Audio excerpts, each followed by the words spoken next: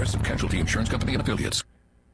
Australia's High Court is explaining a recent ruling that overturned a long-time precedent, allowing the open-ended detention of migrants. 7 High Court justices said that a 2-decade-old legal precedent that allowed indefinite immigration detention in Australia was incomplete and inaccurate. A ruling in 2004 stated the practice was lawful because it presumed a detainee could eventually be deported.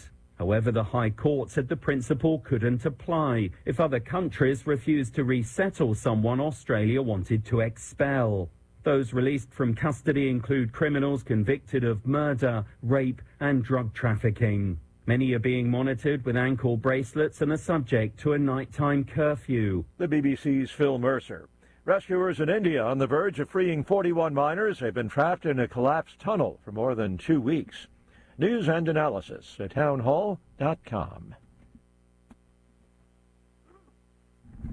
U.S. authorities are closing a Texas border crossing to vehicles and limiting traffic at an Arizona crossing to shift more resources to illegal entries. The decision is the latest sign of how fast-changing illegal migration routes are challenging the government to keep up. Customs and Border Protection said it was closing one of 2 bridges to vehicles on Monday in Eagle Pass, Texas. The town of about 30,000 people was the busiest corridor for illegal crossings for a while last year. The federal agency is reducing vehicle entries in Luteville, Arizona as well.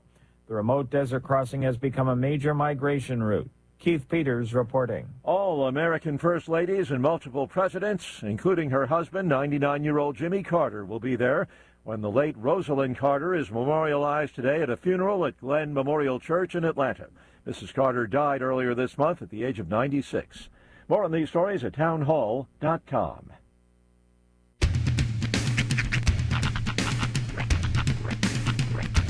What in the wide, wide world of sports is going on here?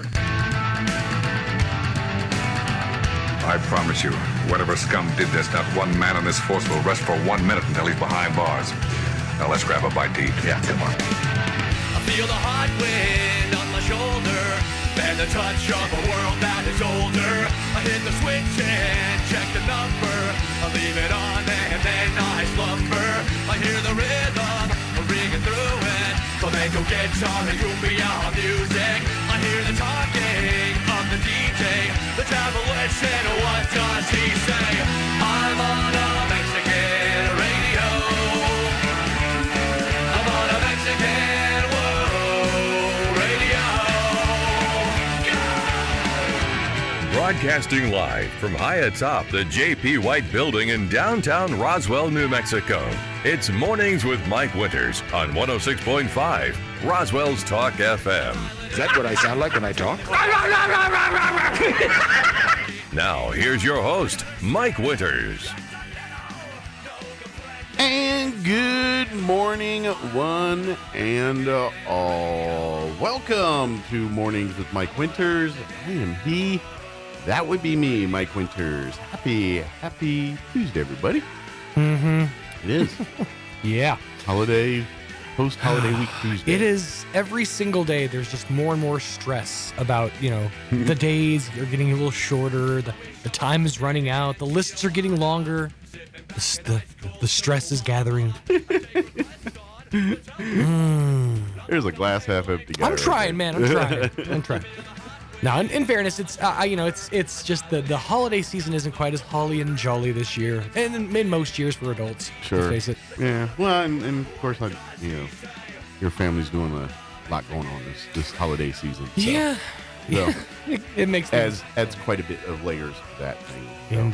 Indeed. But yeah, 'tis the season to run around with your hair on fire trying to make the perfect holiday. So that's right. I always say, family, hang out. Mm-hmm. The gifts really don't matter. Right. It's about the memories, not the mementos. Yeah, and we stress ourselves out trying to get the other things all perfect, and it's like we blow through that. At the end of the day, it's what the memories we make and what the things we Well, and this is not what you got. This is the prevailing thought that I tend to have around this time every single year. Yeah. How many of us remember last Christmas? Like, how many of us are still talking about the cool stuff we got last Christmas? No, but we probably made a couple memories, had a story or two. That's what we're talking about, not so-and-so. The cool thing you got. Yeah, had a little too much eggnog. Yeah, those are the memories, you know. Like, remember when he came out as Santa and then he tripped over the coffee table? Yeah. It's weird when those memories come back up. You'll be walking through the store and you just look over and see a bottle of Evan Williams eggnog. And you think back to that company party where they had the big bowl of the eggnog and you had like 7 too many and the wife had to pull you away and drive you home. What's that movie? I think it's called Office Christmas Party. If you ever seen that thing, it's a hot mess. I think it's called Office. I know the one you're talking about. I've never seen it. No. Yeah, I haven't seen the whole thing. Mm-hmm. I've seen a chunk of it. Right. And it's a hot mess. But relive every awkward moment you've had at a company Christmas party. Well, it's on par with the mass high school rumble scene from Cobra Kai. Oh, really? That over the top. Okay. Yeah, in that layer. I was thinking of that scene from Not Another Teen Movie where the guy's just standing back while they're all dancing. He's like, you'd never know that everyone at this school is a trained dancer. I just picture some guys, you never know that everybody at the school is a trained fighter. Exactly. If you haven't seen that, by the way, you don't even have to watch Cobra Kai. Yeah, just go find that scene. I think it's the season finale of 2, right? Yeah. The very last episode of season 2, there's this episode-long, full-blown, school-wide rumble. Yeah. Like, for some reason, the janitor's just like, all right, snaps a mop, and he's just in it. Well, let's just put it this way. If something like that happened in real life, it would be on national TV, of course. The level of Yeah. any mass shooting that you see today, you know. Just because you did it with nunchucks doesn't make it any less violent. I'm just like, how has not everyone gone to jail and dealing with, they just go on to like, we're just going to start our dojo. Yeah, and they were that same group of kids that's, I think, in the very next season going to absolutely destroy one of the sensei's houses. Yeah. You're just like, all right now. I mean, where's the adults coming in on this show? That's the part that gets me the whole time. It's like, every adult in that show should be in jail because there's no way they're letting it. No, but on that note, did you hear they are making a new Karate Kid with Jackie Chan and Ralph Macchio? Really? Yeah. So they're taking the best of both eras of Karate Kid? Yep. Huh. Well, I noticed. No word on what Jaden Smith is up to these days. I'm guessing the movie flopped in the box office because pretty much every movie flops in the box office right now. But I've noticed on HBO Max now you can watch Blue Beetle. Yeah, I'm wanting to watch it. And that's the kid from the Karate Kid, from Cobra Kai in that, isn't it? It looks like him. It might be. I think the main kid in that's the one of the main characters from Cobra Kai. It might have been. I haven't seen it yet. My friend did and said it was really, really good. Okay. So I'm curious to check it out. Despite the fact it's got George Lopez in it, I'm still going to watch it. Yeah, well, can't all be winners. He's just the same character now and everything. Yeah. That's you eventually, what's you die a villain or you die a hero or you live long enough to see yourself become George Lopez? Yeah, every role is like crotchety, older Hispanic dude that slightly racist. That's kind of his whole character bit. And using the word Sasuke a lot. Yeah.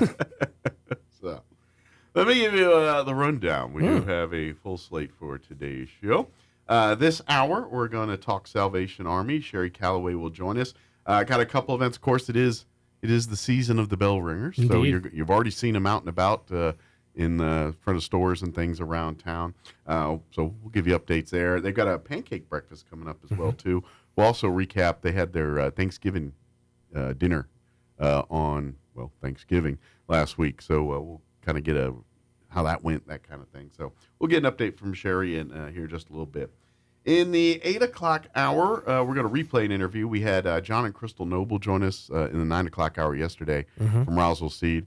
Mostly they talk about wedding, just married couple life stuff, but there is actual nuggets of good things. It does from seem Roswell like Seed. they come here for therapy almost. Like they come here to talk it out. Yeah. And you're there like Dr. Phil almost. I am a little Dr. Phil / referee, And although how I'm does not that the make best you for that feel? position. Yeah. I have. Let's pivot for a moment and talk about your father. Yeah. By the way, pansies are no longer available at Roswell Seed. Aww. But back to you guys' argument. But anyway, we're going to play that conversation here in the 8 o'clock hour. And then in the 9 o'clock hour, about 9:15, I believe it's going to be Larry Martin joining us. Give us an update on what's going on with the Roswell Literacy Council and the Lions Club here in town. Because I know he's in both of those. And I guess you talked to him yesterday. So I'm going to say that's probably Larry Martin you talked to based on organizations, and they're together like Reese's Peanut Butter and Chocolate. The one, and I'm not trying to talk out of school. I don't know if there's any plans to bring this back, but a few years ago, this is several years now, the Lions Club and several other groups in town sponsored a horse-drawn carriage ride. Oh yeah, it was kind of a tradition. They did it during the holidays, the Christmas lights, and I really missed that tradition. That was a fun one. Maybe they're bringing it back. I hope so. Fingers crossed. If not, I really want to get I want to do well enough in a year to commission a horse and carriage to just do at least one good ride. There you go. Maybe take it over to the McDaniels neighborhood, scare a horse, just give that horse some serious trauma. It's just standing in the stall the day after with the blinders on, just like I've seen some stuff. Bring me a carrot. A new carrot. It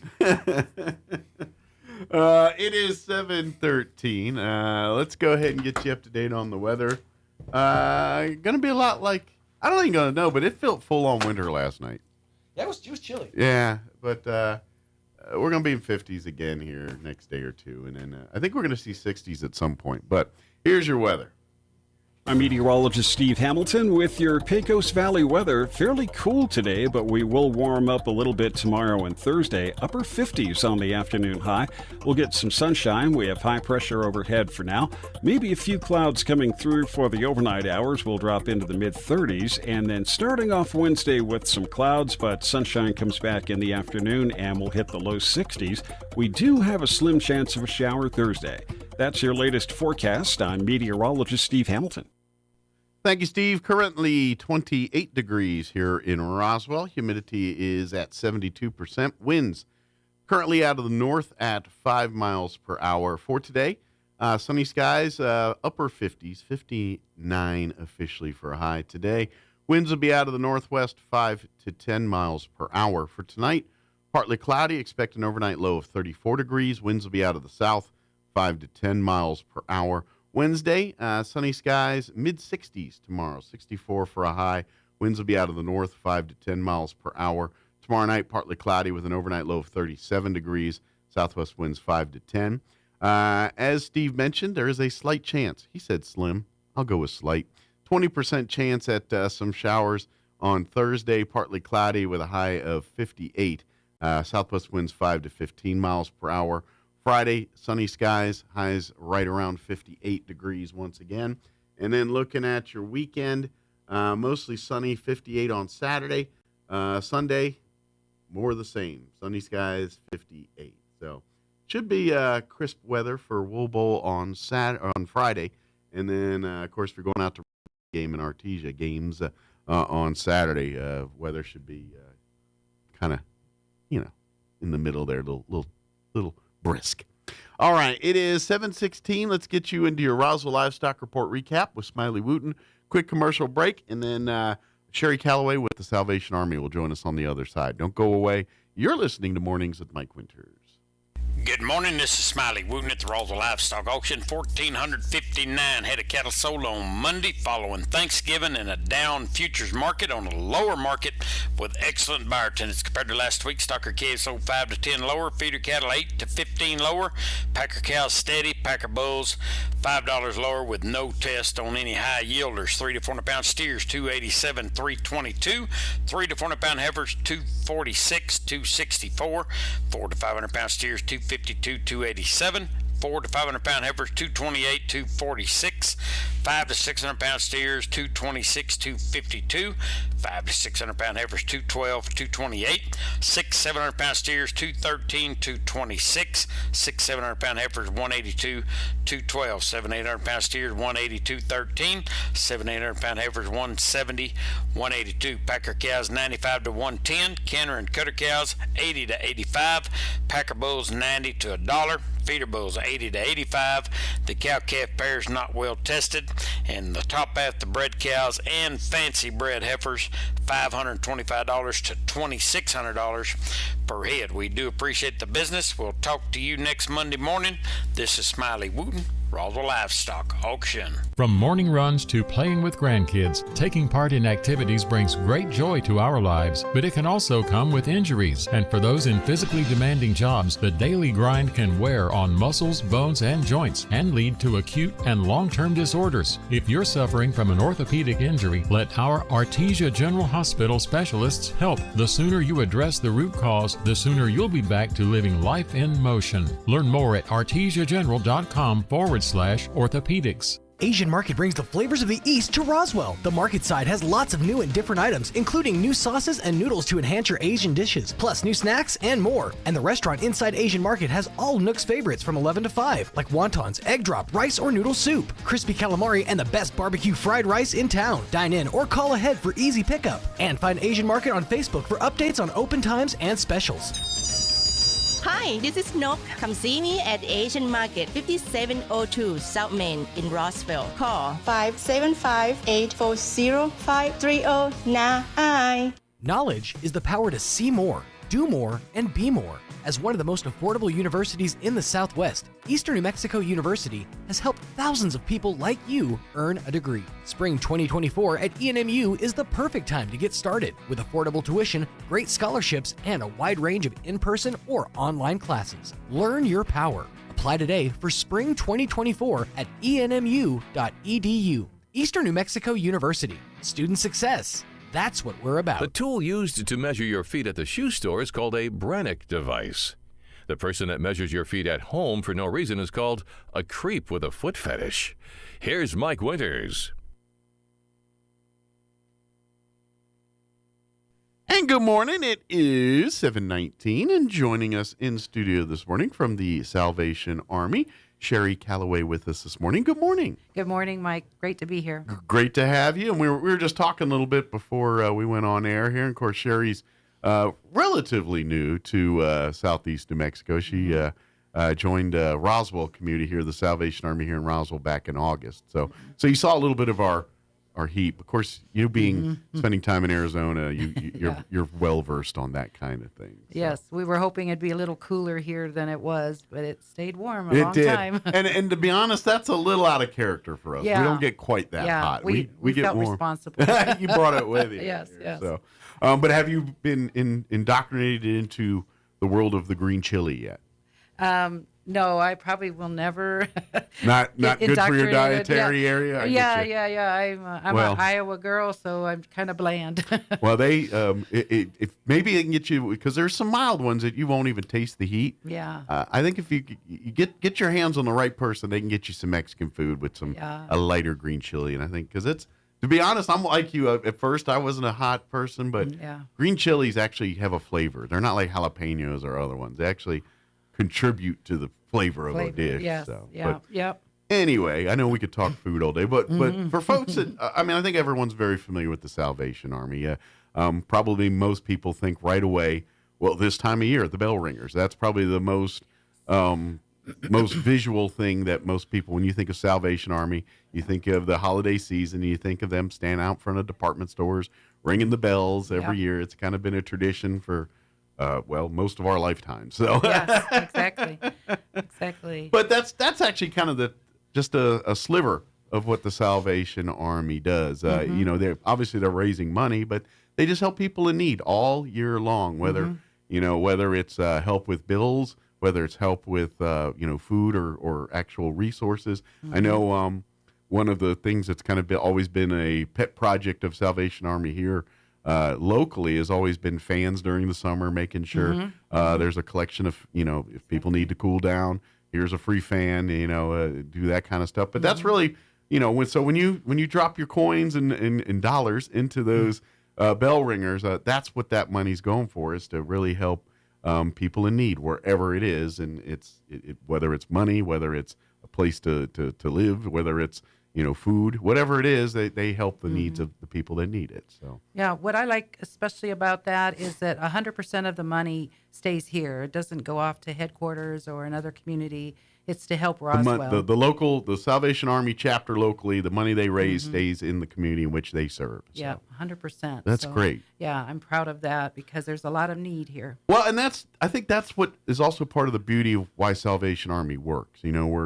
let's face it, if you get into charitable organizations the size of the Salvation Army, there's a lot of moving parts, Mm-hmm. a lot of, potential for things to get messed up there. Where the Salvation Army kind of does the best of both worlds, because you run it sort of like a military. I mean, you're not doing drill and all that kind of stuff, but there is like a chain of command with Right. uniforms, and obviously it's a Christian faith-based organization. So Mm-hmm. but it uses that chain of command, which I think kind of helps organize and keep. So like, Mm-hmm. at the end of the day, the Roswell chapters is independent of itself and can do whatever it needs to do. But when it needs the help from the parent company, it dives right in to do what it's got to do. That's true. Yeah. We get help from the headquarters financially, and we're very thankful for the way William Booth set up the Salvation Army back in 1865. I got a quick question while we're talking. How does one recruit for the Salvation Army? Do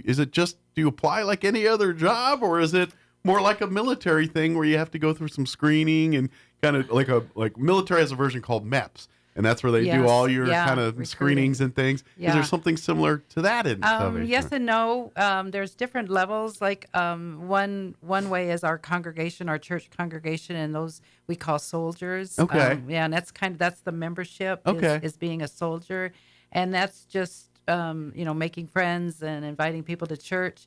And Are then they the volunteers basically, or are those actually paid part of the Salvation? Oh, no, volunteers. Volunteers, The okay. congregation will, as they're physically able, they volunteer with us, and we have a small but mighty force. Good deal. Yeah, and then there's the officers like myself, and there's a training school, a seminary that the majority of officers go through. It's a 2-year seminary. Okay. Yeah, and then So are many of the officers also kind of considered pastors or preachers in some way as well too? 100%. In that of same them, level, yes. I guess you could say. Right. Gotcha. Yeah. And then my husband and I, so we're both pastors. Okay. I let him do the preaching, but I serve alongside of him. Gotcha. Yeah. So he handles the talking. You got the nuts and the soup and nuts of making the thing happen. It's funny you say that, because I'm the spokesman for the community, so I love to come and speak to Mike Winters and get on the radio and talk to any organization I can.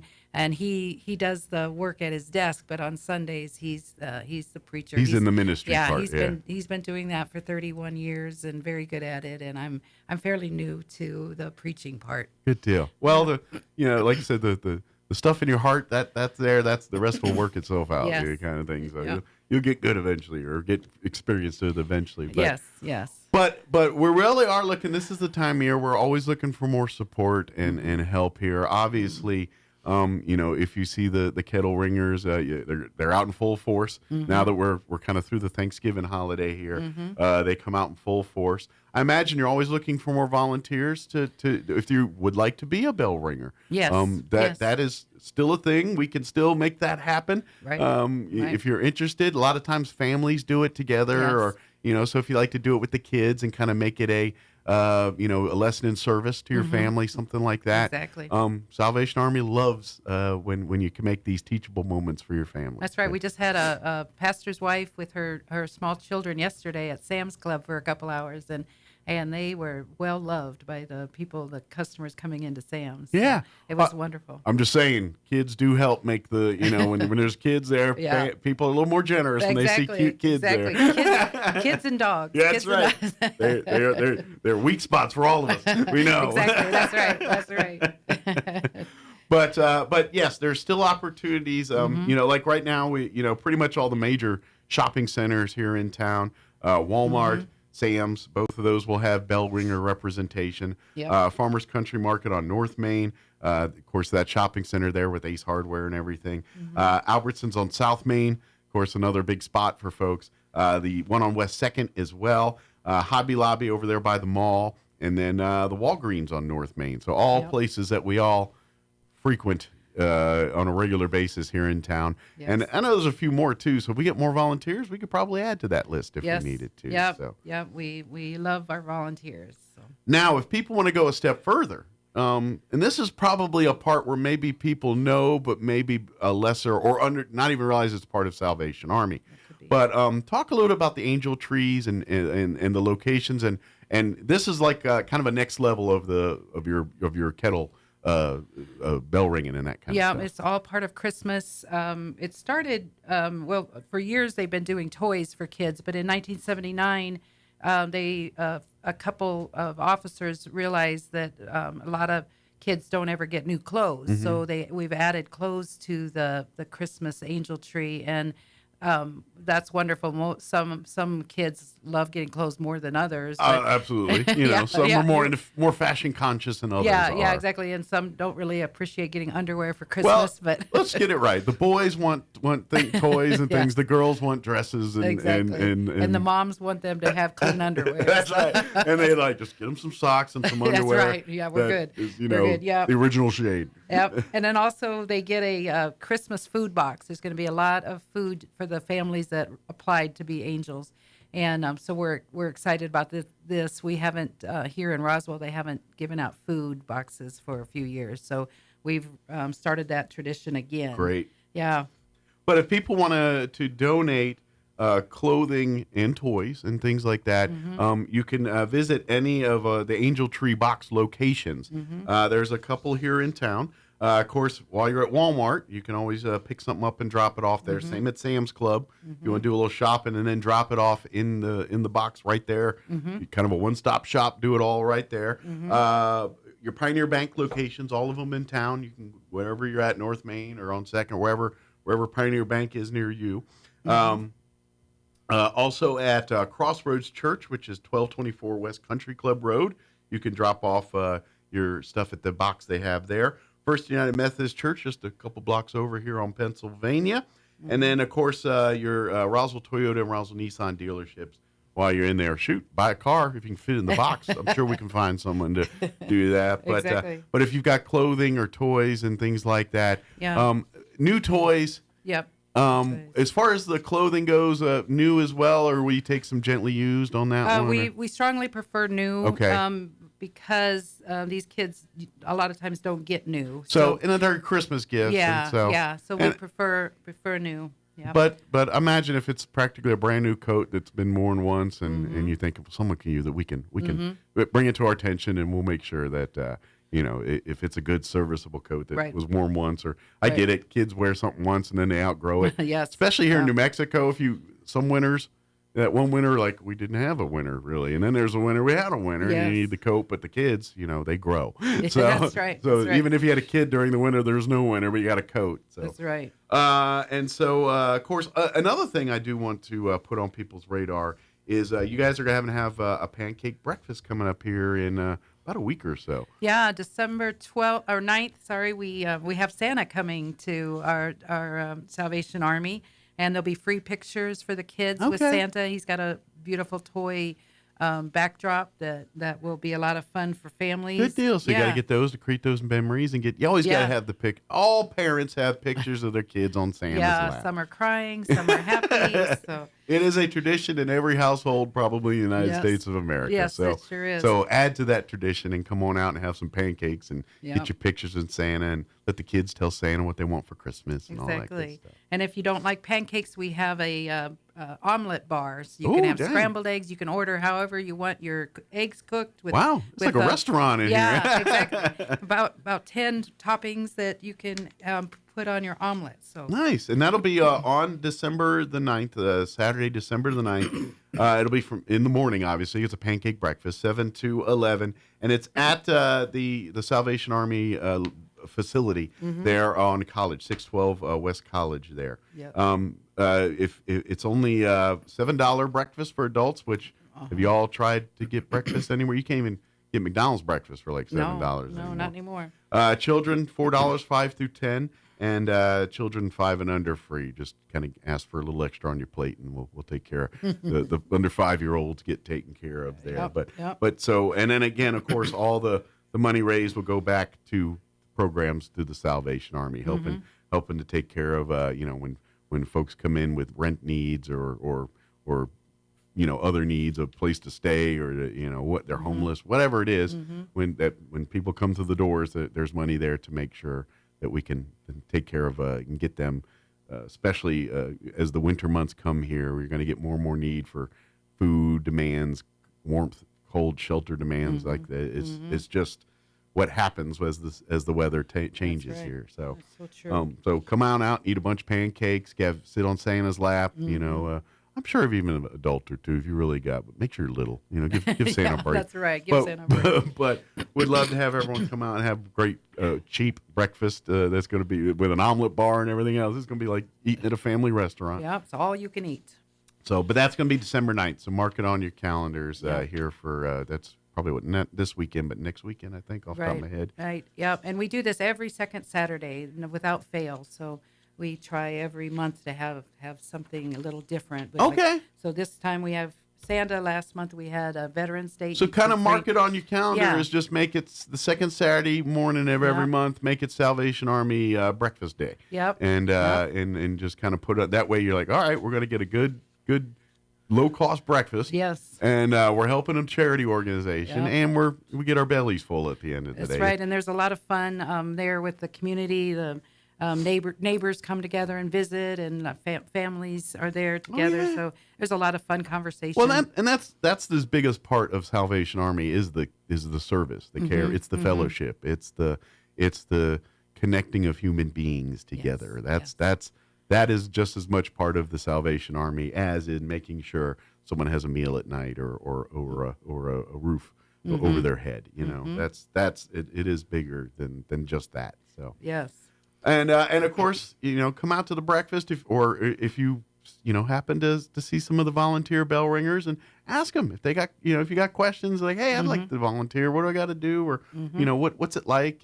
And obviously, you guys work around schedules and things. So, so if you like, I'm only available certain days, and no problem. Then we'd love to have you those certain days. That's to, right. To bell ring. Right. Even an hour will help. So, absolutely, because nothing is too little. It pretty much, I know you guys try to cover as much of the store hours of these different locations during the entire holiday season, and so. It's a 7-day-a-week volunteer job here. Yeah, actually, just 6. We don't ring on. Don't Sundays. work on the Lord's on Sunday. That's our day off. That's right. That's right. But the other 6 days, we're out and about making sure. 10 a.m. to 6 p.m. at the stores is our goal. Okay. So, yeah. Okay. Yep. And I would imagine, as you get on those nights where they stay open a little later, or something. Some bell ringers like, no, we're gonna hang till 10 because that's 3 more hours we can get some. Money raised. Yep. And like you said, all of that. And the great part is, like you said earlier, is every time you drop $1 or a quarter or whatever in those, it's staying right here locally in southeast New Mexico and Roswell in this area. This is helping people in need. And I think we all know, we see, you see the need out there. We go to every intersection. We hear the things in the news about, they're kind of shipping homeless to us here. And so, people, the community's been picking up that mantle and helping where they can, not only Salvation Army, but other organizations getting involved as well, too. So it takes all hands to get this done. So please, if you find it in your heart, got a little time, or maybe, like you said, maybe your family, and you got the kids, they're, getting to that age where they're just about school or something, and you want to teach that lesson of service and helping your fellow man. That's, sometimes that's the best lesson is when you let the kids come and see the good work and see and meet, some of the people that, it also gives them perspective on their own lives and things like that. When you're trying to teach those values of, respecting what you have and responsibility and appreciating the things you have. This is a great lesson for families for that too. So. It is. And the angel tree, taking a tag off of the tree does that too, because it gets personal there a little bit. It does. Yeah. It does. They get to see, this child doesn't have the opportunity for a toy that I have at home. So, it's almost a direct result. Like, obviously the bell ringing is great and helps, but you don't really see the people per se or know much about the people per se. Whereas the angel tree, you got a little background, you got a little history, and it's like, wow. And then, especially with kids, they can imagine, maybe they're thinking, well, maybe because of what I did, now they're going to be a little like me and be able to enjoy some of the things I enjoy. Right, and have a Merry Christmas. So, absolutely. So please come out to the just come out to December 9th, but just go ahead and put on your calendars. Second Saturday every month, between 7 and 11. Come on out to the Salvation Army for breakfast and a delicious, affordable meal. That's what I'm saying. You actually got the businesses beat because they're like, Can you give me a full pancake and omelet breakfast for $7? You cannot. Not all you can eat. We'll see you at Salvation Army. That's right. That's right. Yeah, we're hoping to get our numbers up. COVID, was hard on all of our services, and, Sure. and our pancake breakfast is one of our fundraisers besides the kettles only at Christmas. So They're kind of your big tent pole, ways to bring money into the organization. Yeah, exactly. And it's heartbreaking too. I get calls every day for people that need help with rent or their electric bill, and we don't have funding for that. So it's just heartbreaking, and we try to send them to other organizations that might be able to help them. But we help with New Mexico gas bills, and that sometimes, even though the gas bill may not be as big as the electric, at least we can help. Sure, because a lot of times it helps with heat or cooking, or right? And it saves that money that they receive from New Mexico Gas to put onto their electric bill, for example. Absolutely. So yeah, because when you're juggling, yes, utilities, yep, every little bit helps. Right. If you don't have to pay your gas bill for a month or two, it can really help just ease the tension. So. But if you come and load up those ringer the pots, yes. And come and bring a few friends to come eat pancakes with you every month, and we can get to the point where they can help with, maybe outside of some of the other bills and things like that. But exactly, that's our goal. But it takes us, the community, to get out. So for the love of God, come out and eat pancakes. Exactly. Do the Lord's work. Eat some pancakes. Exactly. Can I talk about our other services? Absolutely, please do. Thank you. Most people know we have a Salvation Army food bank here, and that helps. We have two government programs. One is for seniors 60 and older. Okay. And one is for any age. That's called the Emergency Food Assistance Program. TFAP is the acronym, and that can help any age. They have to qualify, and it's by self-declared income. Okay.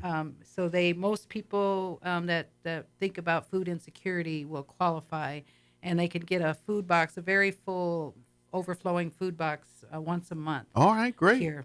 And so then, please, if you need those services, please reach out, because I'm guessing, especially when we're having the conversations we're having earlier about, okay, so it's now the winter month. I don't have, because of this credit, I can, not pay this bill and then pay this. If you're in that scenario, which a lot of people are, I'm pretty sure a box of food each month will definitely help to make that a little bit easier transition, where maybe you can now pay both bills. Right, exactly. That's what I always ask people when they're hurting for money is, have you already applied for a food box? Because that can take pressure off. Yeah, and especially in this day and age where, $100 at a grocery store does not get you a lot anymore. That's right. Yeah. It's amazing how prices have gone up and sad. So, which again taxes you guys, because you guys have to go buy this food, get this food. So that's why it's important for you to fill those bell ringers up to come in these events, because it is a year-round need for what just because they do their collections in the holiday season, the need is 12 months a year. Exactly. And then we also have our thrift store, the Salvation Army thrift store with a big red metal roof down on Southeast Main. And that can help. Tuesday through Saturday, we're open 9 a.m. to 5 p.m., and that can help with some of the clothing needs. If you can find, and some of the stuff comes new with tags on, so it's a fun place to look for treasures and to save money. And that's to any because the money again goes back to the programs and things. So really, the thrift store's for anybody that likes a bargain. Exactly. And I'm telling you right now, especially two things you should always hit the thrift stores first for. Every single time. And I don't care if you're a billionaire or don't have two nickels to rub together. One is holiday decor. If you're spending a bunch of money on Christmas decor or Halloween decor at brand new at stores, you're throwing your money away. Exactly. A lot of people donate that. You could get a brand new artificial tree or used once tree, and you pay hundreds of dollars for those brand new. You get it for pennies on the dollar at a thrift store. The other thing is, if you're a young person and you're just kind of getting out of college or getting into the workforce, and then you get your first job and you're like, oh man, I got to buy business professional clothing, dresses and suits and things like that. Next thing you know, you just ate up your first 3 paychecks paying for a week's worth of clothing. That's right. Yep. Go to the thrift store. There's brand new or gently used business attire, dresses, slacks, shirts, ties, suits, all of that, and you could buy you a first couple of those, probably pay $100 for an entire week's worth of business clothing. And I may be actually highballing it there. You probably might be do lower, it. Yeah. Yep. And now you've got basically a week's worth of business attire, and you didn't spend thousands of dollars, and you just helped a great organization. Whether if it's Salvation Army, if you went over to the Humane Society thrift store, or the Roswell Refuge's thrift store, or any of these other great organizations, you're helping them. So please, when it comes to holiday decor and especially business attire for basically young professionals starting out, that you need to hit these places first. It is not only smart, it's just going to make your transition to adulthood or into that next phase a little bit easy. That's right. Great ideas, Mike. Yeah. Yeah. So we are very thankful for the community. They donate to us. They think of us. And we do have a truck for furniture. You can just call our thrift store and make an appointment. We'll come pick up your furniture for you. And also we have half price every Saturday now. Everything in the whole store is half price on Saturdays. Nice. So you don't have to remember which Saturday it is. It's just every Saturday. Every single Saturday, yes. But if you make it in on a Friday, you're still going to save a bunch of money because you're going to get some great stuff, and it'll be there. It might not be there on Saturday when you went in on exactly. Friday. So if you see what you want to see, don't wait for Saturday. Get it now. And to be honest, it's okay to pay. Sure, the sales are great, but at the end of the day, this is a nonprofit, and they're trying to raise as much money as possible. So if the sale helps you get what you need to get to survive, awesome. Yep. But if you can afford to pay a little bit more, go ahead and just pay what they were asking for originally, or give, because again, it's considered donation. It is all going to help people in this community. So you got a coffee table, really awesome. That's a lot cheaper than you expected to pay. Yeah. Make that up a little bit. Throw a few extra dollars there if you can. If you can't, no biggie. Right. Glad we can help, and thank you for shopping. But if you do have the means and want to do that, this is a good time of year to do that. Think of those kind of things. So trust me, every penny that you give will go into helping someone in this community. Exactly. Every single penny. So. That's so true. Good deal. What else do we got? Did we cover it all, or is there some other stuff we didn't get a chance to talk about? Well, I always just want to briefly mention that some people don't know that Salvation Army is a church. So we have Sunday services. Our worship service is at 10 a.m. at the 612 West College Boulevard. Okay, so if you're looking for a church home, and you're thinking, I didn't think about that. Salvation Army, come for services. Yeah, it's a small congregation and very friendly and loving. So we got a feeling very service oriented. Yes, yes, always something to someone to help. So, and also we have free breakfast every Sunday morning at 8:30 to about 9:30. We have a free breakfast. So. The Lord knows. There's two things that go hand in hand: food and church. Exactly. Exactly. It's like peanut butter and chocolate. Everything that goes together. Those are the combinations. Exactly. So. Yeah. But please, so come out December 9th. Mark the second Saturday of every month as Salvation Army breakfast morning. Come out, like I said, this December 9th. Going to be pancakes and omelet bar, all you can eat, $7 for adults. Come on, you can't even get I think the number one meal at McDonald's is like over $7 now. So you're going to get a full, and it's all you can eat. So we come and every $7 you donate goes back to helping in our community. So if you want to pay $10 or $15, that's okay.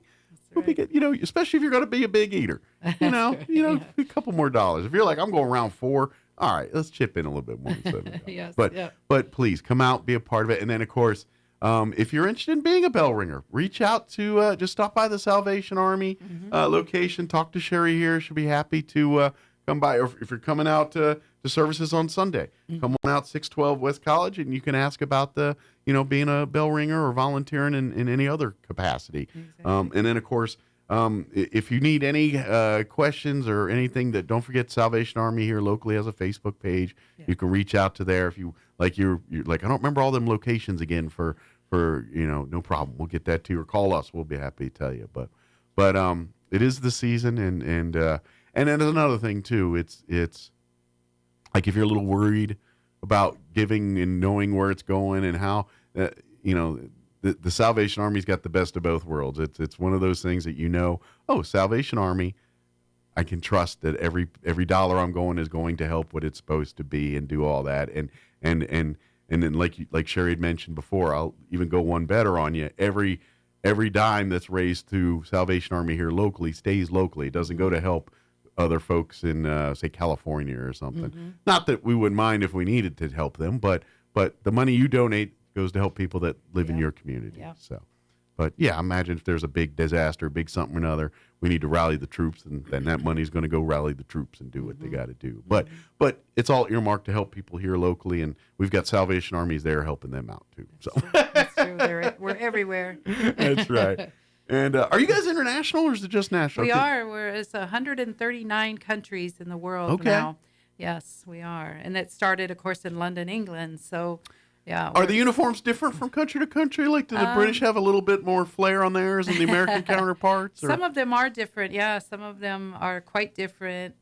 It's kind of fun to Google some of the history of the uniforms and all of that. Now, do you guys go like military where you have like your fatigues are daily and then you have like dress uniforms and all that? Yeah, it's pretty much just with the tunic is the formal, and without the tunic, which is what they call the jacket. Okay. And so without the jacket, with just the shirt, is the fatigues. Okay. I didn't know if you got like really like, because sometimes military uniforms, they got like ball gowns and everything else, and they're military issue. And you're like, whoa. So I didn't know if y'all went that crazy. No.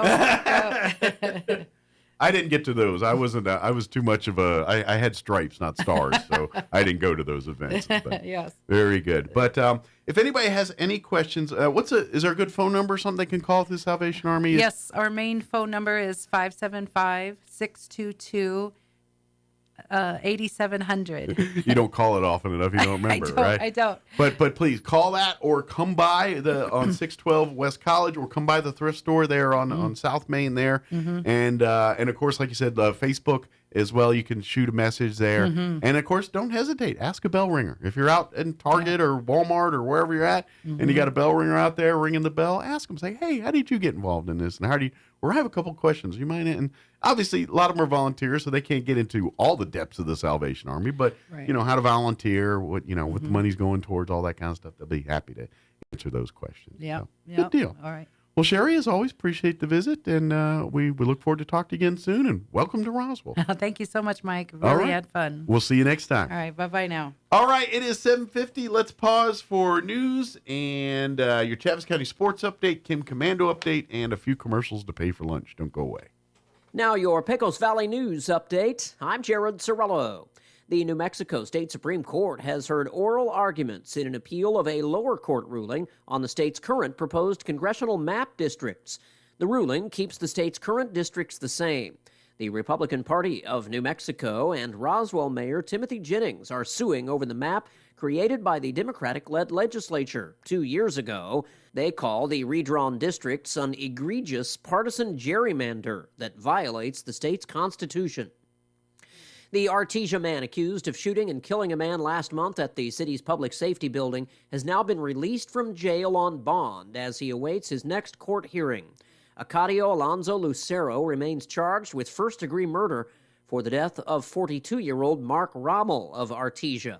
However, Lucero's defense attorney has told a judge they believe it was Rommel who was the aggressor and that Lucero was simply defending himself.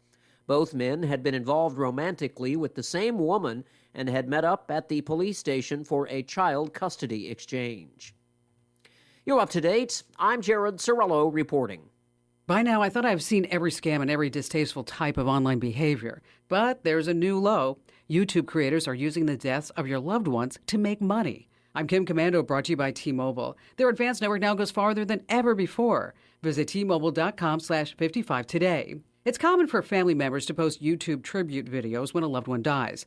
But the latest YouTube scam involves total strangers posting videos about your loved ones. They all use published obituary information and photos that they find online. Some link to fraudulent GoFundMe accounts. Others are posted just to gather likes and subscribes.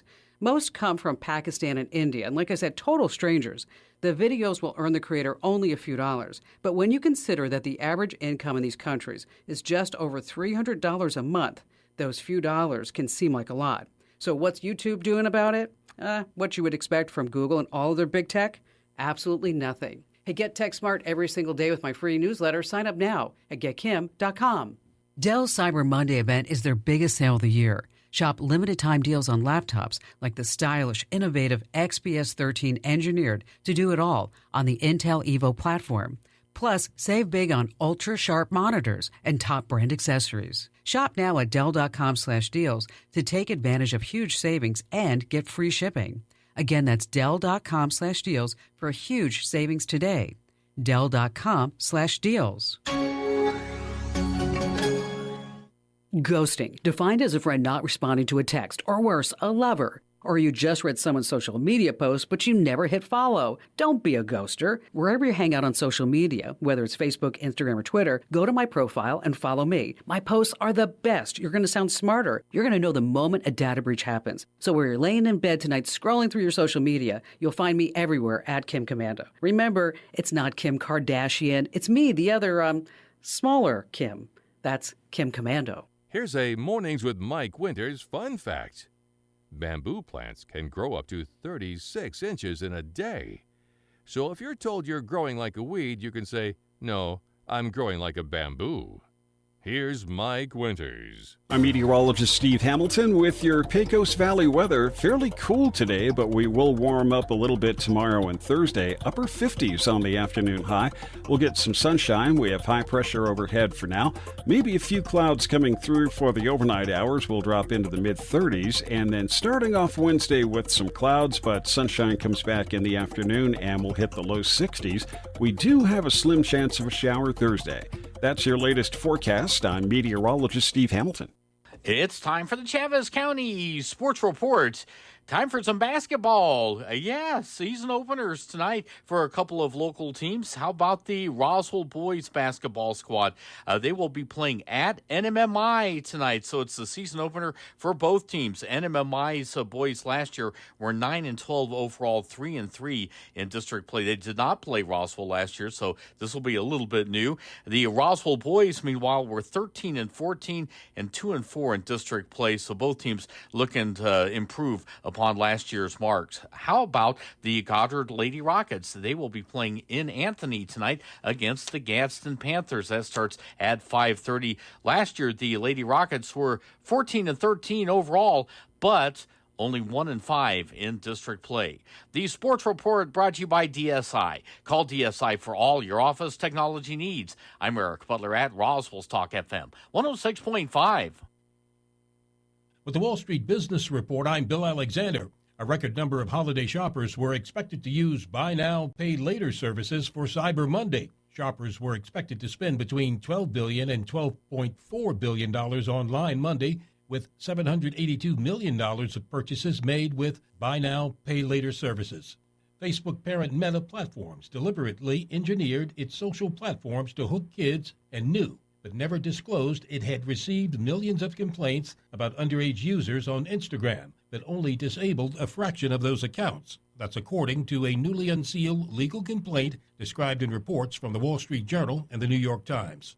Volkswagen's $10.9 billion savings program will include staff reductions.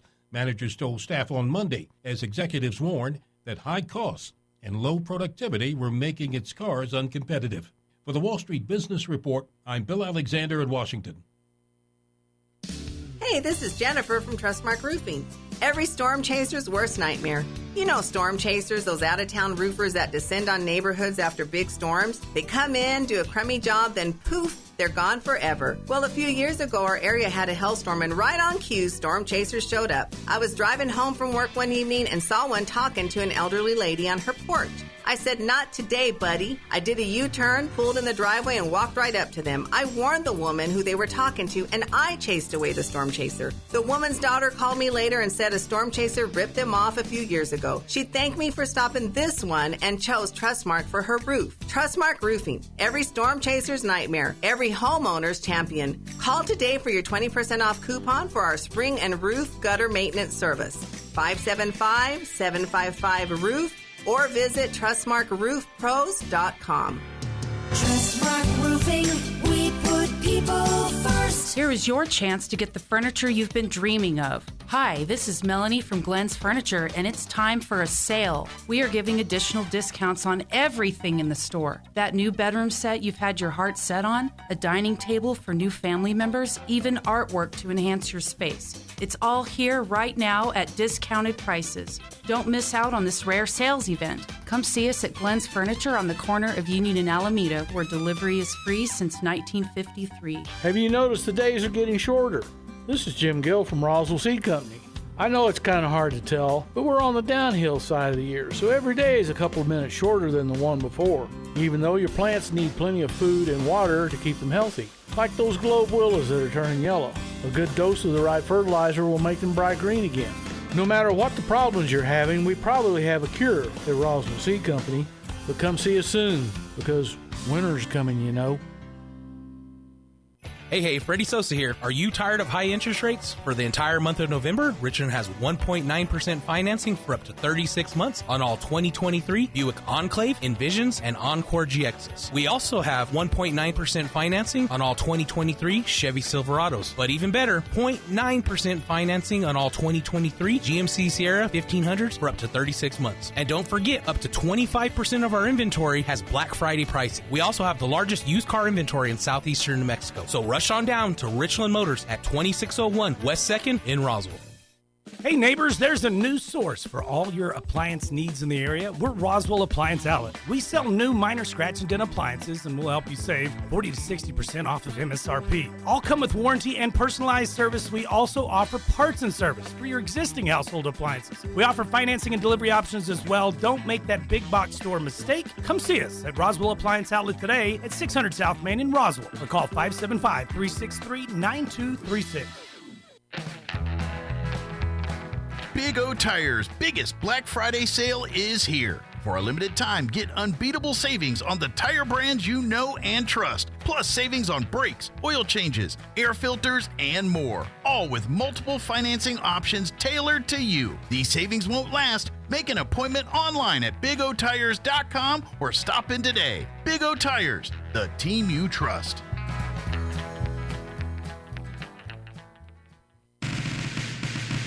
Your home for Armed American Radio is 106.5 FM, KEND Roswell. Town Hall News coming up next. We'll be back on the other side of news. Don't go away. You're listening to Mornings with Mike Winters. Happy Tuesday. News this hour from townhall.com. Amit Thomason. Extended beyond the initial 4 days, today marks day 5 of the Israeli-Hamas ceasefire, allowing more shipments of aid from Egypt into Gaza, as well as the release of additional captives by both sides. In Jerusalem, correspondent Sam Mednick says Israel intends to resume military operations once the ceasefire comes to an end. However long this ceasefire continues to go on for, Israel has made it very clear that once it is over, they are going to continue the war effort. They are going to go into Gaza. They say their aims are to eradicate Hamas and to make sure that all the hostages are returned. Hamas freed 11 more hostages yesterday, while Israel freed another 33 Palestinian prisoners. More releases anticipated today. A Moscow court has extended the detention of American journalist Evan Gershkovich until the end of January. Arrested in March, the Wall Street Journal reporter is being held on espionage charges. Charges Gershkovich, his employer, and the U.S. government insist are unfounded. The numbers are in, and it was a record-setting Thanksgiving weekend for passengers passing through America's airports. The Transportation Security Administration also says it screened just over 2.9 million passengers on Sunday. That surpassed the previous record of 2.88 million set on June 30th, and it was 10% more than the Sunday after Thanksgiving last year. Travel was relatively smooth despite the crowds. And that's correspondent Jeremy House. Already serving time for murder today, once prominent South Carolina attorney Alex Murdaugh is to be sentenced for financial crimes and stealing from his clients. Watching Wall Street, the Dow is down 9 points, the Nasdaq off 32, and the S&P trading 7 points lower. More on these stories at townhall.com. Here's an important message from the Diabetes Solution Center. Do you like pricking your fingers to test your blood sugar levels? No one does, but it's important to maintain your health. And now, by wearing a small remote device called a continuous glucose monitor, or CGM, you don't need to prick your fingers anymore. It's easy to use and helps you make more accurate diabetes treatment decisions. If you are testing your blood sugar 3 or more times daily, injecting insulin, or using an insulin pump, call the Diabetes Solution Center right now. And if you have Medicare or most major insurance coverage, you may be able to get a new CGM at little to no out-of-pocket cost. Shipping is free, and we'll even bill your insurance company for you. If you are testing your blood sugar 3 or more times daily, injecting insulin, or using an insulin pump, call the Diabetes Solution Center right now to learn how to end the painful finger sticks and get your own continuous glucose monitor, or CGM, at little to no out-of-pocket cost. The wife of Ukraine's spy chief is in the hospital after being poisoned. Ukraine has not publicly given details of Mariana Budanova's condition, nor of what she's said to have ingested. Ukrainian media reports citing intelligence sources say she's believed to have eaten contaminated food and that she's completed an initial course of treatment. One report says her husband, Kirilo Budanov, is unaffected, but officials believe he's been targeted previously in assassination plots. General Budanov said in an interview earlier this year that he lives with his wife in the office. He's on an official wanted list in Russia. That's a BBC's Danny Aberhart. Indian officials say rescuers have now reached 41 construction workers trapped in a collapsed mountain tunnel for more than 2 weeks and have started pulling them out. One local official says 8 workers have been rescued so far today. News and analysis at townhall.com. A Georgia eminent domain case could have widespread property law implications. The standoff is between the rural neighborhood of Sparta and Sandersonville Railroad, owned by an influential Georgia family. At issue is whether the railroad can legally condemn property to build a 4.5-mile, 200-foot-wide rail line that would serve a rock quarry. Sparta residents say it would generate noise and dust. Railroads have long had the power of eminent domain, but Georgia law says such land seizures must be for public use. Opponents say the project would only benefit the quarry, owned by a publicly traded German firm. A hearing officer will make a recommendation to a state commission that will decide. I'm Norman Hall. It is Giving Tuesday. Charities hope Americans' generosity will make up for a shortfall in donations so far this year. Last year, overall charitable giving fell for only the 4th time in 40 years. More on these stories at townhall.com.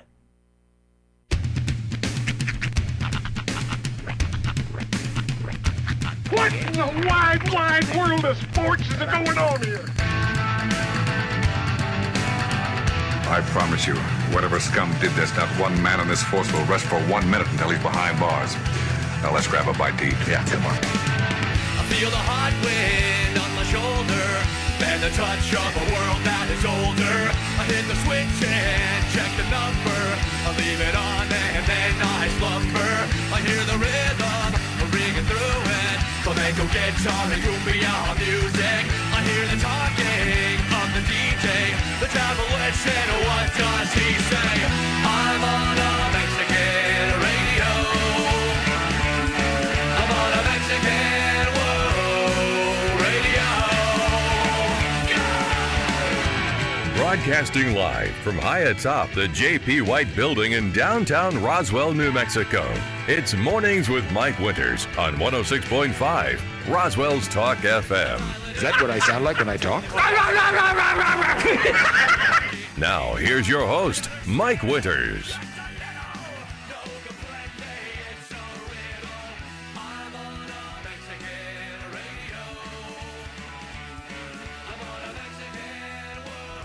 And good morning. It is 6 minutes after 8 o'clock. Welcome to hour number 2.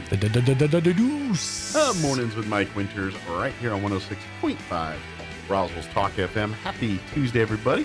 Hope your Tuesday's going swimmingly well. The truest of all the days. Absolutely.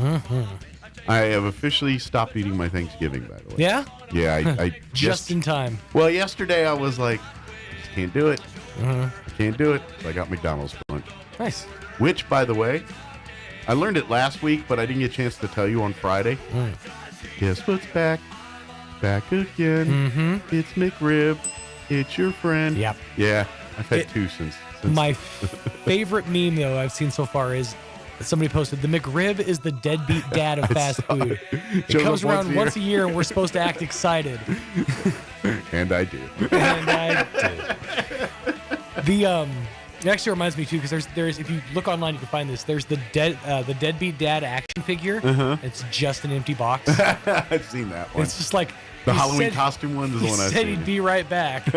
I saw the Halloween costume one version of it. You know, remember, usually around Halloween where they have that generic wrapper of from a Halloween costume, and it's like, you know, Limp Bizkit lead singer. And it's something like this one, but it was... It's like Pack of Smokes he went out for.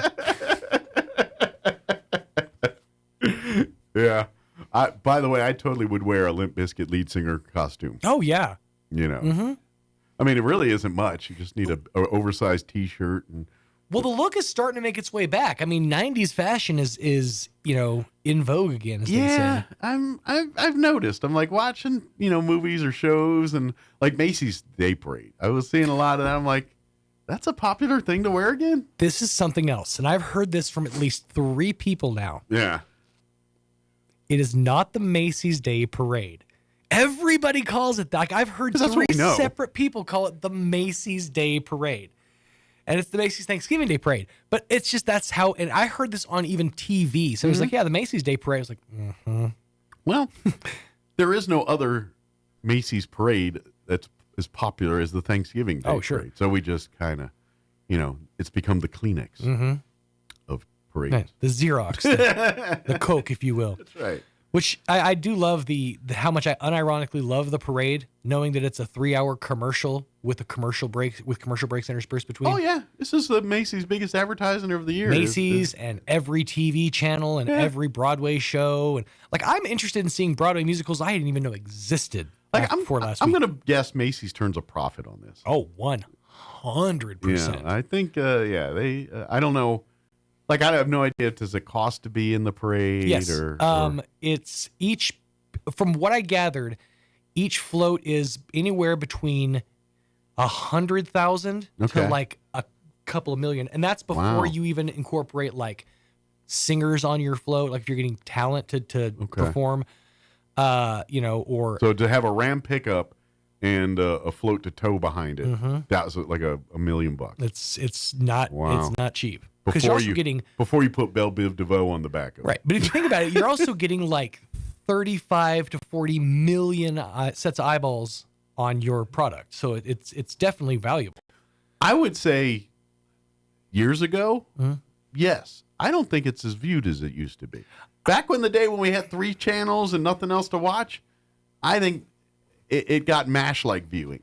I think nowadays, I bet it gets a couple million. And I would agree to a point. Yeah. Because there's still appointment viewing when it comes to certain times of the year, certain things. Yeah. Like I know families that, you know, even though they cut the cord or whatever, it's just part of their tradition. Like with mine, it was always the parade and the dog show, which I didn't see the dog show this year. It was on after. I heard them advertise for it on NBC. I didn't actually watch Is John O'Hurley still involved?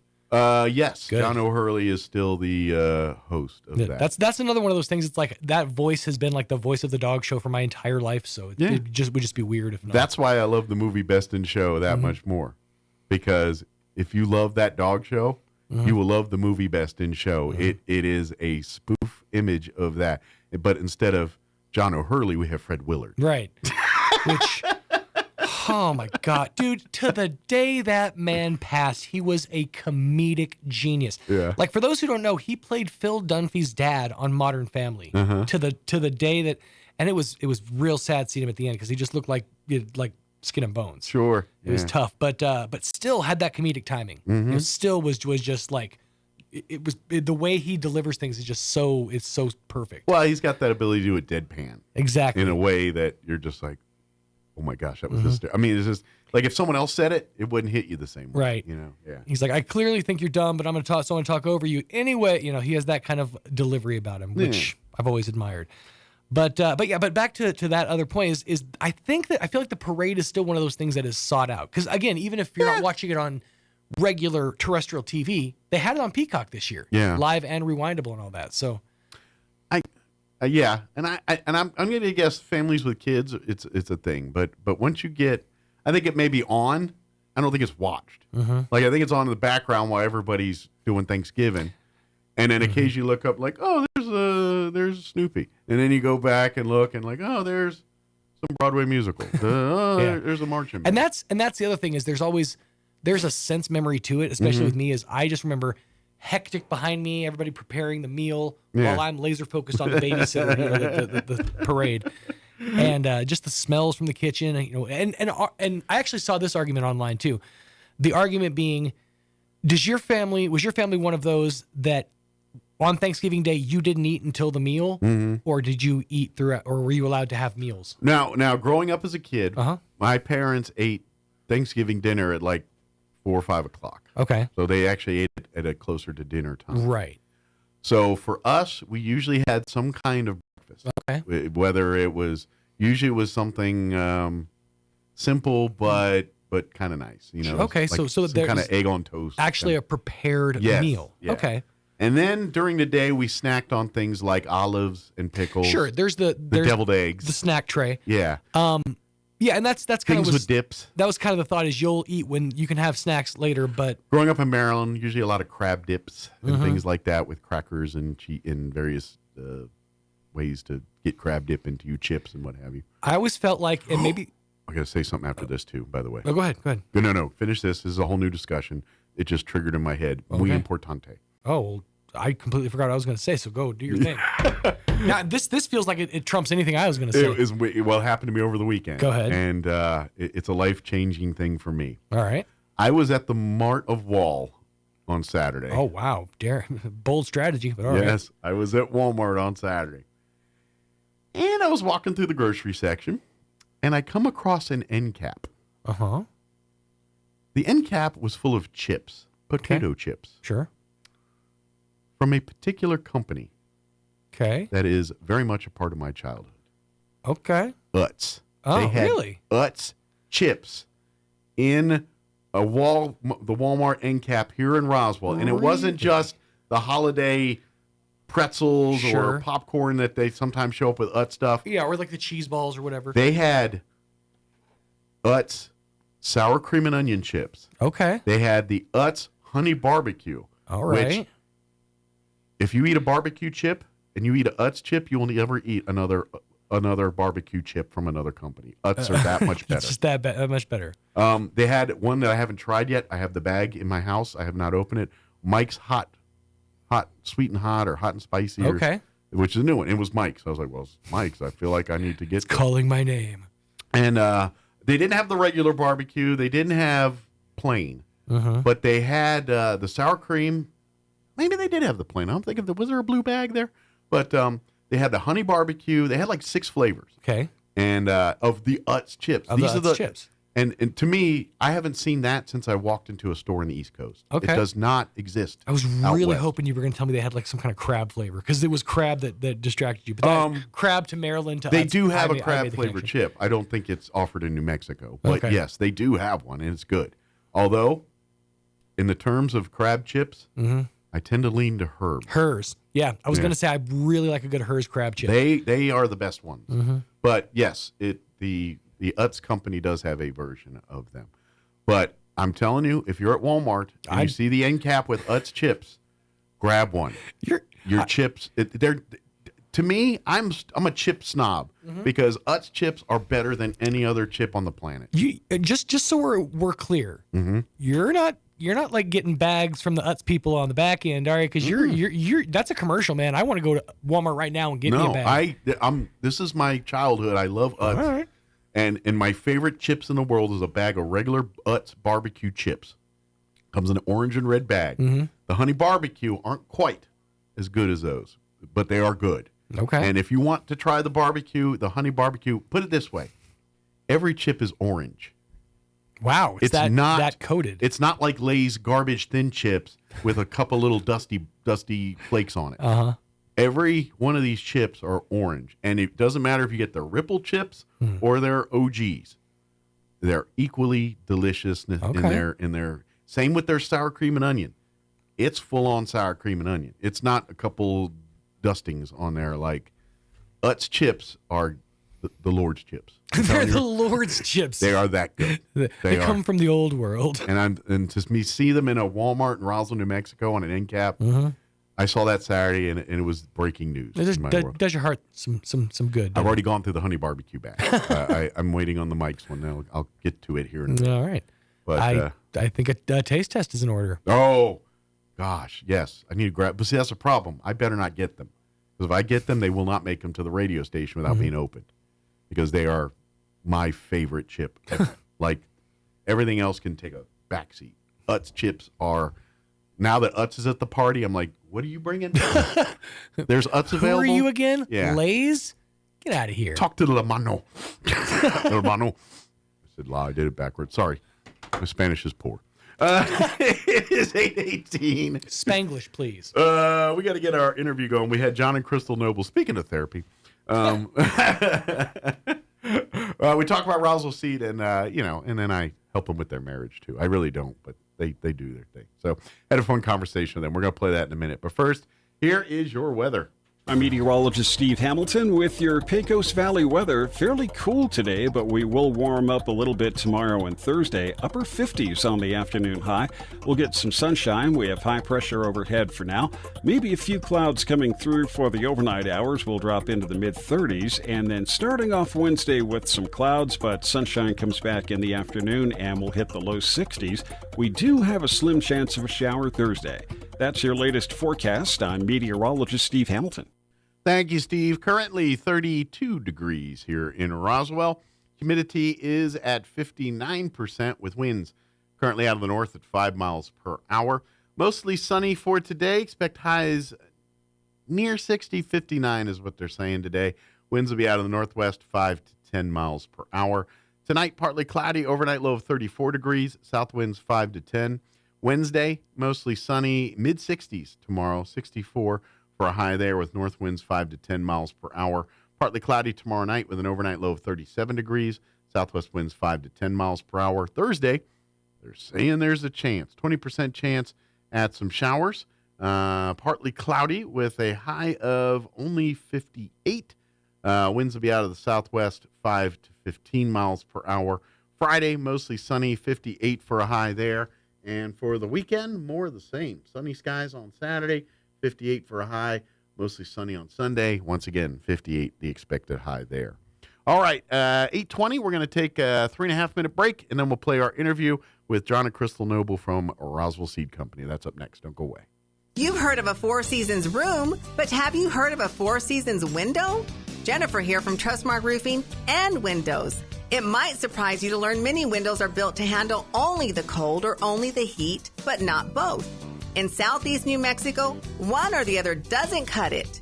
That's why Trustmark windows are built to handle our Four Seasons climate, the scorching summers, the bone-chilling winters, and everything in between. Special glass coating blocks extreme UV rays, a stout frame prevents warping from the extreme weather changes, and insulated glass is like putting your home in a giant styrofoam cooler in the winter and keeps cold out and warmth in. And in the summer, it keeps heat out and cool in. For our Four Seasons weather, get Four Seasons windows. Call today for your no-obligation spring window assessment, 575-755-7663, or visit TrustmarkRoofPros.com. Trustmark Roofing, we put people first. Roswell Honda has knocked the stuffing out of the prices.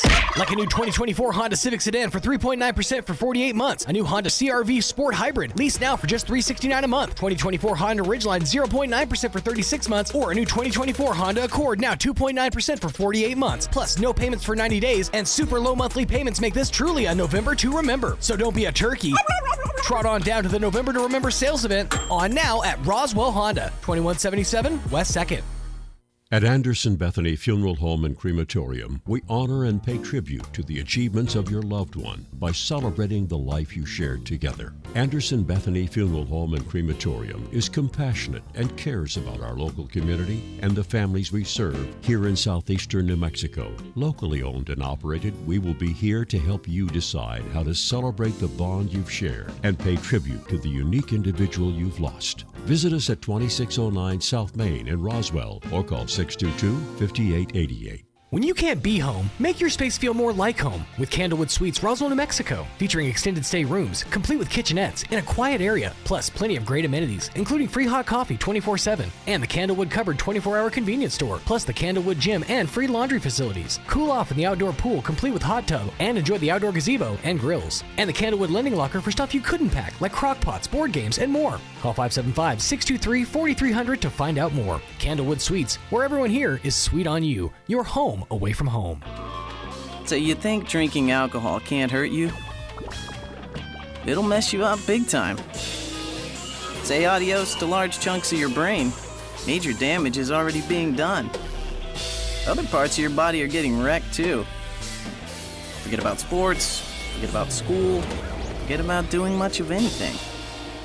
Underage drinking freaks out your body, messes up your life. Sponsored by the NMDOT. It's back and bigger. It's going to be intercepted. And even better. And has Beeman open and he caught it. And there's a dump pass for another touchdown. The XL Energy Wool Bowl is back Friday, December 1st in Roswell, New Mexico. New Mexico's only college football bowl game below I-40. Food trucks, kids zone, pregame concert with Will Bannister. Purchase tickets now for only $5 at woolbowl.net. Here's a Mornings with Mike Winters fun fact. More than 50% of Americans fall asleep on their sides. That's way better than falling asleep on someone else's side. Here's Mike Winters. And good morning. It is 23 minutes after 9 o'clock, and joining us in studio this morning, wearing their Roswell Seed hats this morning. Oh, wait a minute. I'm wearing my Cowboys You do have hoodie. your Cowboys hoodie on today, but John and Crystal Noble back with us. Good morning, guys. Morning. Well, you're a Raiders fan. I'm right? a Raiders fan, yes. Yeah. We're not talking about that game yesterday either. Although we could talk about that game. I'm a huge Antonio Pierce fan. He used to play for the Redskins back in the day. Before he played for the Bills, he was drafted by the Redskins and played for the Redskins, and they let him go for some dumb reason. And he went on to have a great career at the Bills, and now he's probably going to be a head coach. I would know permanently for the Raiders. I don't know. I'd like to kind of see it. So far, so good. He's doing all right. So, yeah. You know, considering he's a guy that literally was a player 3 years ago and was like, what, linebackers coach or something? Yeah, he was a linebackers coach. Yeah, something pretty obscure. So. Well, he grew up in L.A. He watched the Raiders. That was during the time that's his team. Okay. That's when Raiders went to L.A. for, what was it, 4 years? Okay. Something like that. But he was always a class act as a player, as everything else. So I'm a fan of Antonio Pierce. I hope he does well in Oakland or Las Vegas now. Sorry. Switch, yeah. I bought her that. I don't buy. I don't buy Cowboy stuff. I feel your pain. I too do this. Yeah. My wife is a Cowboys fan. I bought Cowboy shirts. Yeah. I've worn them in bets lost. Yeah, I've been there. I've done that. She had to do that. And then I couldn't believe somehow the pictures made it to Facebook. I have no idea how that happened. But, moments after the photo was taken. No. Yes. Was more like seconds. Yeah, it's dirty business. Sometimes you got. But it was totally and completely worth it. Yeah. Yeah. I got her a couple of times with that. Well, 2018 I think it was, or 17. We all went because all my family, my mother-in-law, brother, they're all Cowboys fans. I'm the one loner on this side. And so, yeah, I think it was 2018. It was the last time the Redskins and the Cowboys played each other on Thanksgiving. Right. And we went to that game and sat in the nosebleeds. And Kirk Cousins was our quarterback then. Dallas still won, so I heard a lot leaving the stadium. I was wearing a Redskins jersey, of course. Yeah. And, long drive home. Yeah. Yeah. But the whole trip that made me the most mad, it was 2018. And I'm sitting there, and there was quite a few Redskin fans, to be honest, more than I expected in the stadium. But in like about 6 rows below me were these two couple, husband and wife, I'm assuming, a couple, sitting there in Redskins jerseys. But of all the jerseys they pick, and this is 2018, mind you, she's got an RG3 jersey on, which, if it was 2012, cool club. Yeah. 2018, not so much. Right. Her husband donning an Albert Hainsworth jersey. I'm like, two of the most hated people in Redskins lore right now, and you're donning their jerseys at Cowboy Stadium. You need to turn in your fan cards right now. You're not allowed to be a fan of mine. Go root for the Cowboys. You can't root for my team. They're not with dumbness like that. They're waiting for a butt whooping, and not by the Cowboys. Their own team, their own fans are gonna gang up on them. Yeah, I was like, you're so wrong. But anyway, that stuff's horrible. How was y'all's Thanksgiving? It was busy but great. Good deal. Did you do all the cooking because you're a control freak and you have to? Exactly. Exactly. So what was on tap for Thanksgiving for you guys? Turkey, stuffing, mashed potatoes, gravy, corn, carrots, beets, cranberry sauce, mashed potato. Oh, I already said. Now mashed you're just potato. listing foods now. Yeah, that's a lot of stuff. Rolls. You had like 6 vegetables in there. I'm impressed.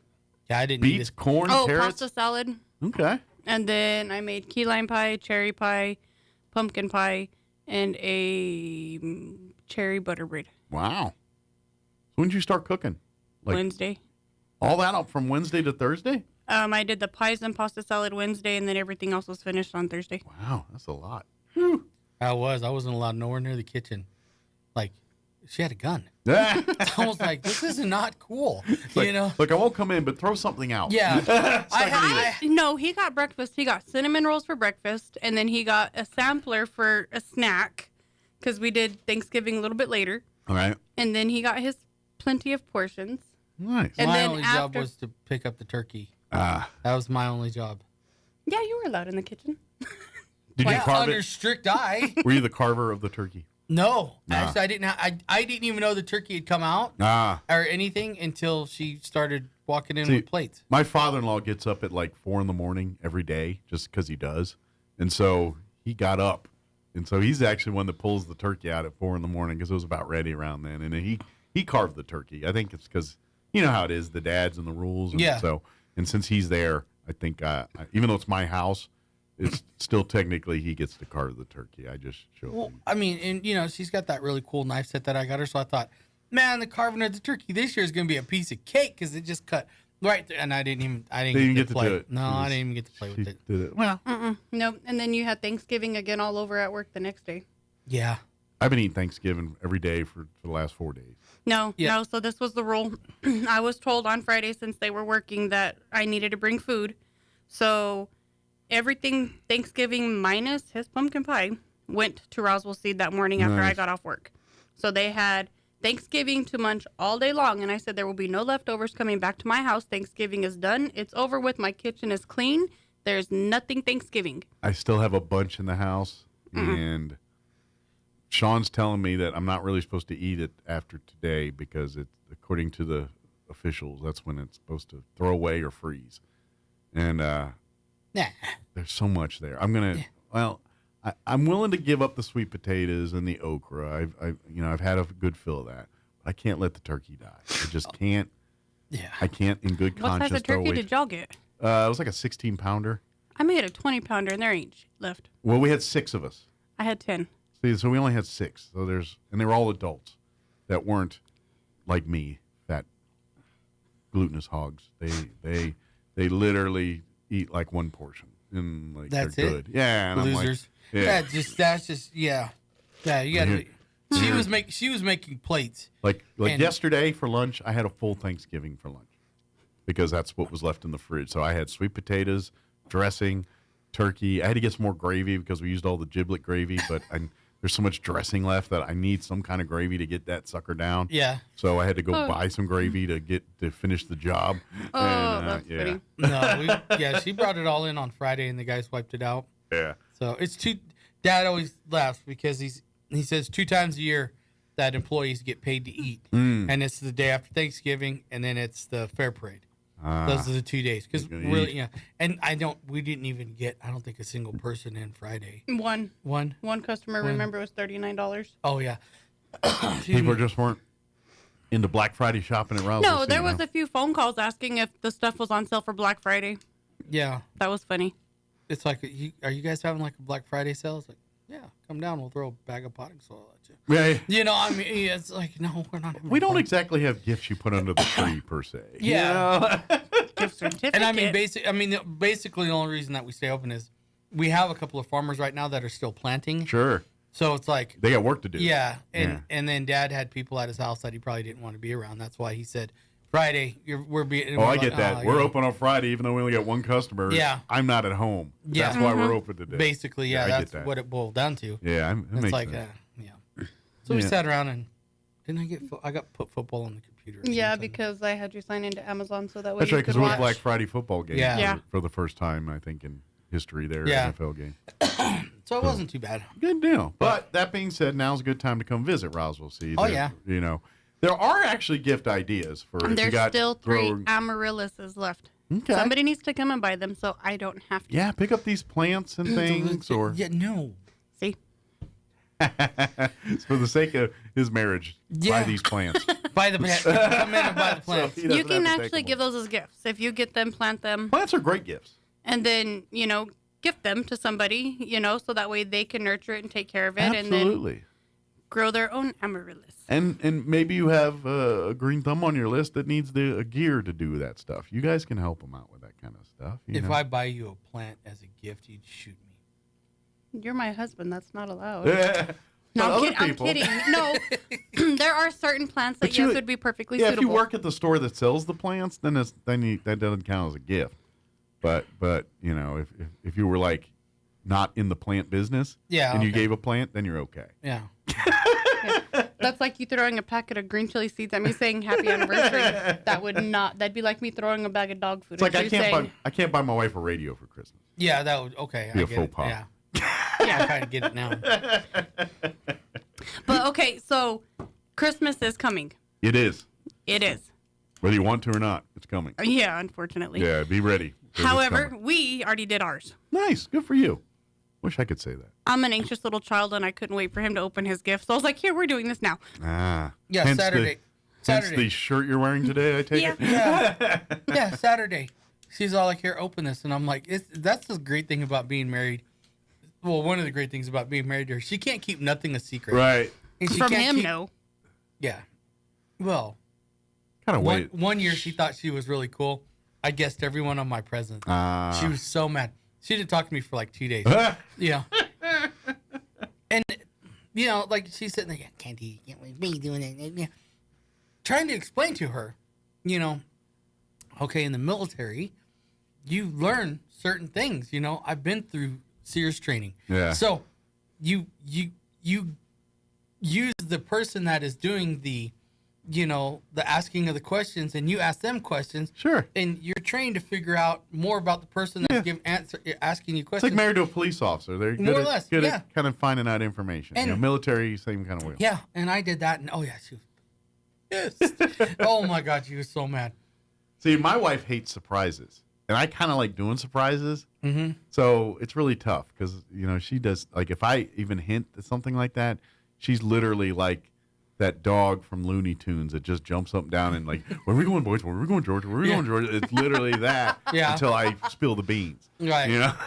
So Well- I either don't do it or I don't say a word until it happens. Well, because what she'll made go matters crazy. worse was so we had Thanksgiving, everybody was gone. She came in and she was all like cleaned, don't even know Thanksgiving happened, type of deal. And I'm Kitchen's like, closed. yeah. Thanksgiving never happened. Yeah. And I was like, okay. And she said, Thanksgiving is over. I was sitting there, I was like, what? She's like, Thanksgiving's over. So I jump up and I take off running. And she's all like, where the hell you go? So I ran out. I got the Christmas tree. Because she told me, she was all like, you cannot put up the Christmas tree until Thanksgiving is over. I was like, okay. So that was the official green light to go get the tree. Right. Yes. And I ran and grabbed the tree and I brought it in. She wasn't talking to me. And so I put up the tree. I mean, it's not, we didn't put up our big tree. She bought this little gnome Like a looking side tree. Yeah, it's it's so cute. small. It's that's cute. So adorable. that's the one that went up. Yeah. Yeah. Nice. So, yeah, that one up. So there was a couple hours where she wasn't talking to me, but it was worth it. I thought it was at least. Absolutely. Yeah. You know, sure. You know, I just hate the people that decorate for Christmas at like Halloween. Yeah, like let agree other with holidays happen and then decorate for Christmas. Well, and that's what I said this morning. It has its own month. I said this morning. I said, if Thanksgiving's officially over, you're now greenlit to decorate your houses for Christmas. Yeah, it's officially appropriate.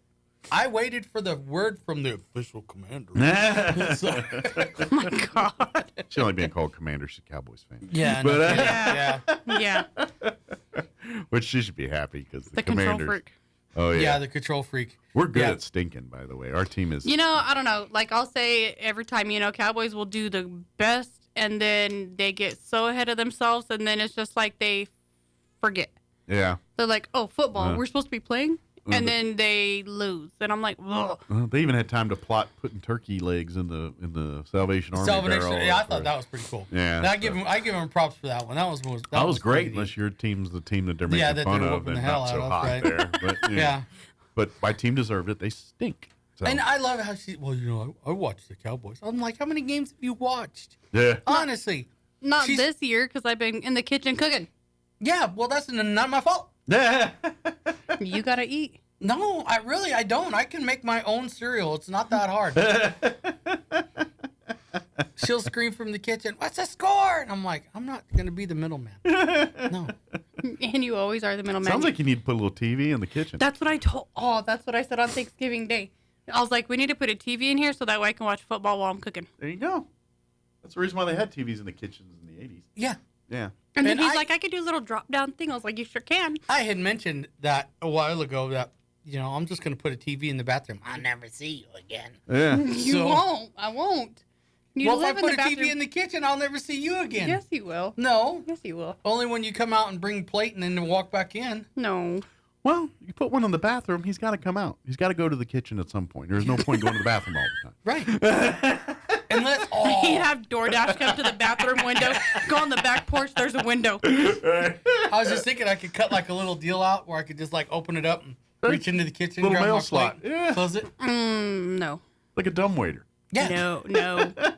It was like the other day, we had some friends over and she was yelling at me from the kitchen. I was standing kind of in the hallway and then there's the living room and I was standing there and she was like, ask them, and I'm all like, you it guys was want Thanksgiving. I was like, you guys need something to drink or want something to drink? Yeah, it's not need, but it's like, you guys want something to drink? Right. And they go, oh yeah, this. And so I go yelling in. I'm like, I feel like I'm at the Waffle House. You put my food on pictures on the menu and we got Waffle House. So I started yelling orders at her, He's all, we got 2 Flappy Jacks with some Cool Whip. I was laughing. I was like, oh my God. That's pretty cool. And then it was kind of like the Waffle House because then we got into a fight afterwards. Yeah, just like Waffle House. Huh? Yeah, because I was telling you to make all kinds of stuff when you were yelling. Yeah. It's not a fight. That's just you being you. That's just what I do. Yelling at you. That's not a fight. Yeah. It's just Tuesday. Yelling. It's just what we do on this day. Yeah. But, bring it back to Roswell Seed here. Talking, like, I guess, is it really, like, the things people looking for now, is it really just last-minute gift idea type things, or is it? No, I mean, people, they're getting ready to start fertilizing their pecan trees. So fertilizing's probably a big thing to be buying right now. Yeah, getting because fertilizer. Once all the pecans drop and you pick them up, fertilize. Yeah, and that's just kind of general rule. It's that time of year now that we're getting in the colder months. It's time to fertilize and feed and nurture these, especially your dormant crops and things like that will be coming back in the spring here.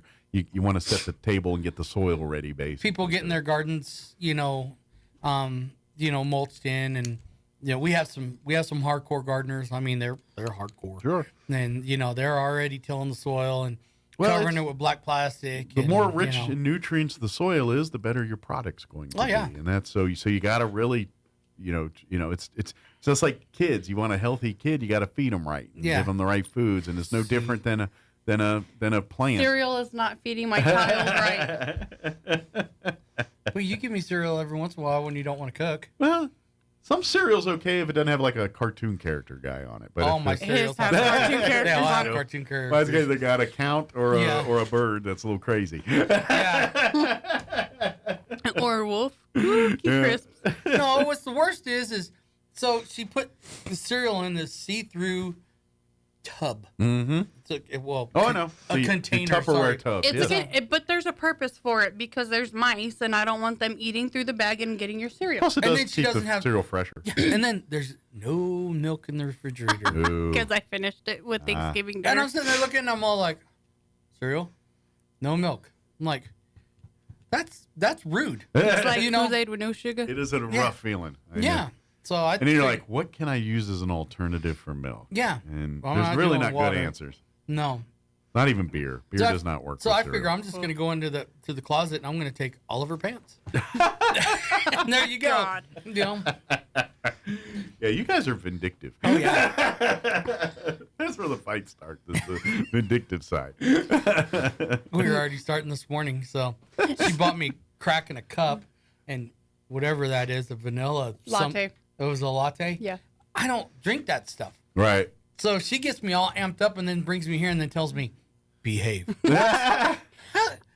You just put liquid crack in me for the last hour. Now you asked me to behave. I So. brought you breakfast to kind of mellow it out.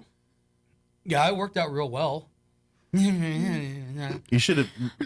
So while you and Sean were on the radio, he's up there sitting in the chair and he's all, Yeah. it's spinning, and I'm like, oh my God. Sure, you don't want to give him like a turkey biscuit to make him sleepy a little bit. Get some of that tryptophan in there. No, that's guerrilla warfare. That's chemical warfare. It's not. It's already in the turkey. I did not add it. It's not an added. And that's been my other problem with Thanksgiving. Like I've been eating. Like yesterday, I had Thanksgiving meal. At 2:00, I was already. Yeah. Just passed out every day this week. I never get to do that. Oh. Once I got to actually take a noon nap. It's been like 6 years, and I got to take a noon nap. Yeah. And that was only by mistake. Well, that turkey You does had it a to me noon every nap time. this last weekend. When? Not this weekend, but the weekend before. When? On Sunday. No. Yes. For like an hour. And then Calvin came over. No, I was going to say falling asleep on the couch to appease the dogs. It's not technically a nap. No, you were in the bedroom. Was I? Mm-hmm. I don't remember this. A bedroom nap. Yeah. Even better. Oh, I had a bedroom nap? Man, I got to start putting this stuff on the calendar. You should pay attention to these things. I know. But and I get mad at that because, man, I'm horrible. Well, don't you remember? No, I don't remember. Yeah. You did this. I was like, no. And I think she just makes crap up and then tells me because I'm going to be like, do I want to sit here and fight about it? Or Right. yeah, okay, whatever. Right. And generally it's, yeah, okay, whatever. And then I go about my business. Stuff. I'm bad at remembering things too. I mean, certain things I remember, but then there's things like, remember we did go there. I'm like, we did? Yeah. All right. I don't remember. Yeah, but it's like, you remember that I said this on this day? Oh, of course I did. Yeah. Yeah. Well, that's So- just it too. I say a lot of things. Be like, you said, and I'm like, I say a lot of things. Yeah. You can't hold me to everything I say. Yeah, it's pretty bad. I mean, However, after a he while- can't remember our conversations, but he could remember conversations at work. Yeah. Sometimes I don't even remember them. Next time I just shoot from the hip. Did you talk to someone? Yeah. No. No, my brain's right. Like I won't remember the conversation, but I'll remember a line from Hot Shots. Yeah. From 10 years. Yeah. That just sticks in my head. I was doing that all We're just built weekend. different. Sorry, we're not wired like you guys are. I was doing that all weekend. My father-in-law was like, how do you remember these lines from all these movies? Because I was doing, that's from like that from this thing. Yeah. And he's like, how do you know all this stuff? I was Oh like, my gosh, This is yeah. my superpower. This is what sits in my brain. Sorry. Look at you drooling over here. Oh, laughing so hard. Sorry. That's horrible. That's right. You need to get him a bib now. Yeah.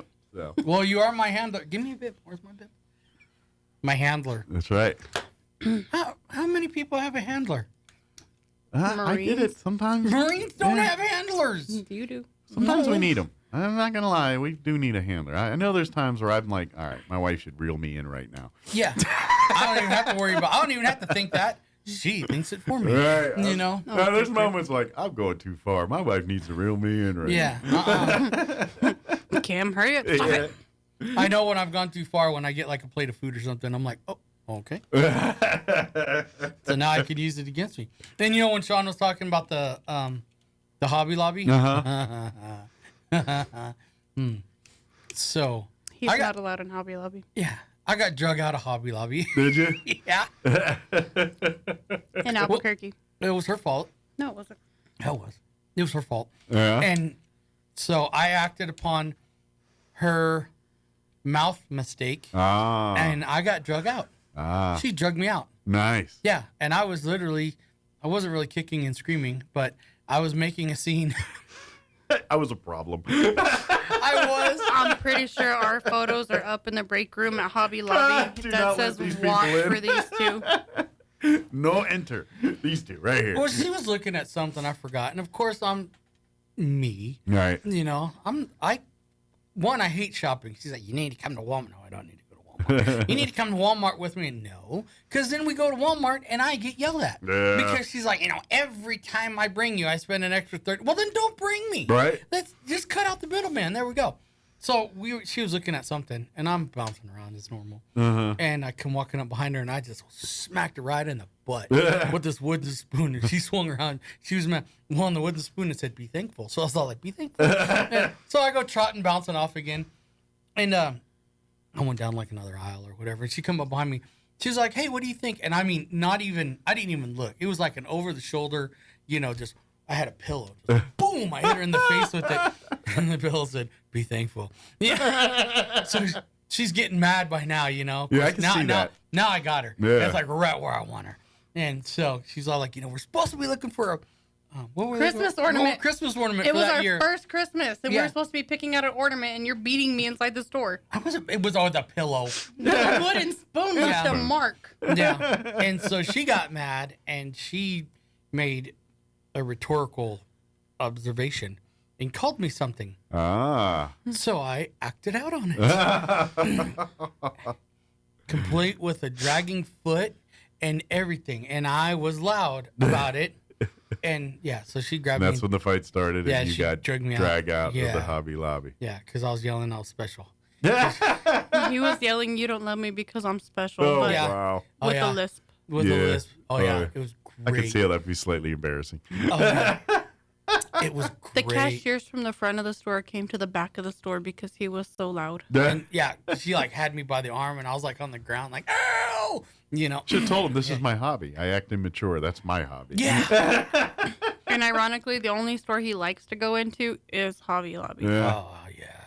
I the like science I stuff. Yeah, I want to buy all that. Crap. I like going in there. I just don't know what to do with my hands because I'm like, I don't know what.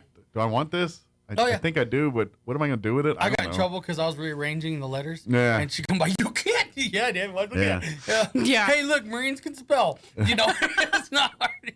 Well, and I'm one of those people that because I grew up in Maryland and D.C. area, so when I go to Texas and literally everybody decorates their home with that big star. Yeah. I'm just like, we don't need it. So every time I see the star in Hobby Lobby, I'm just like, get rid of these. We don't need them. These are overused decor for homes here. It's even spilled out of Texas. I'm like, you don't even live in Texas. Why do you have a big star on your? Yeah. Go away with that. Go away with that. Yeah. No, we did. I don't know. There was a bunch of letters, and I made Hobby Lobby put them stars out. Yeah, I made this whole sentence with all the letters. She got mad. I'm sure it was not a family-friendly sentence. No, it wasn't.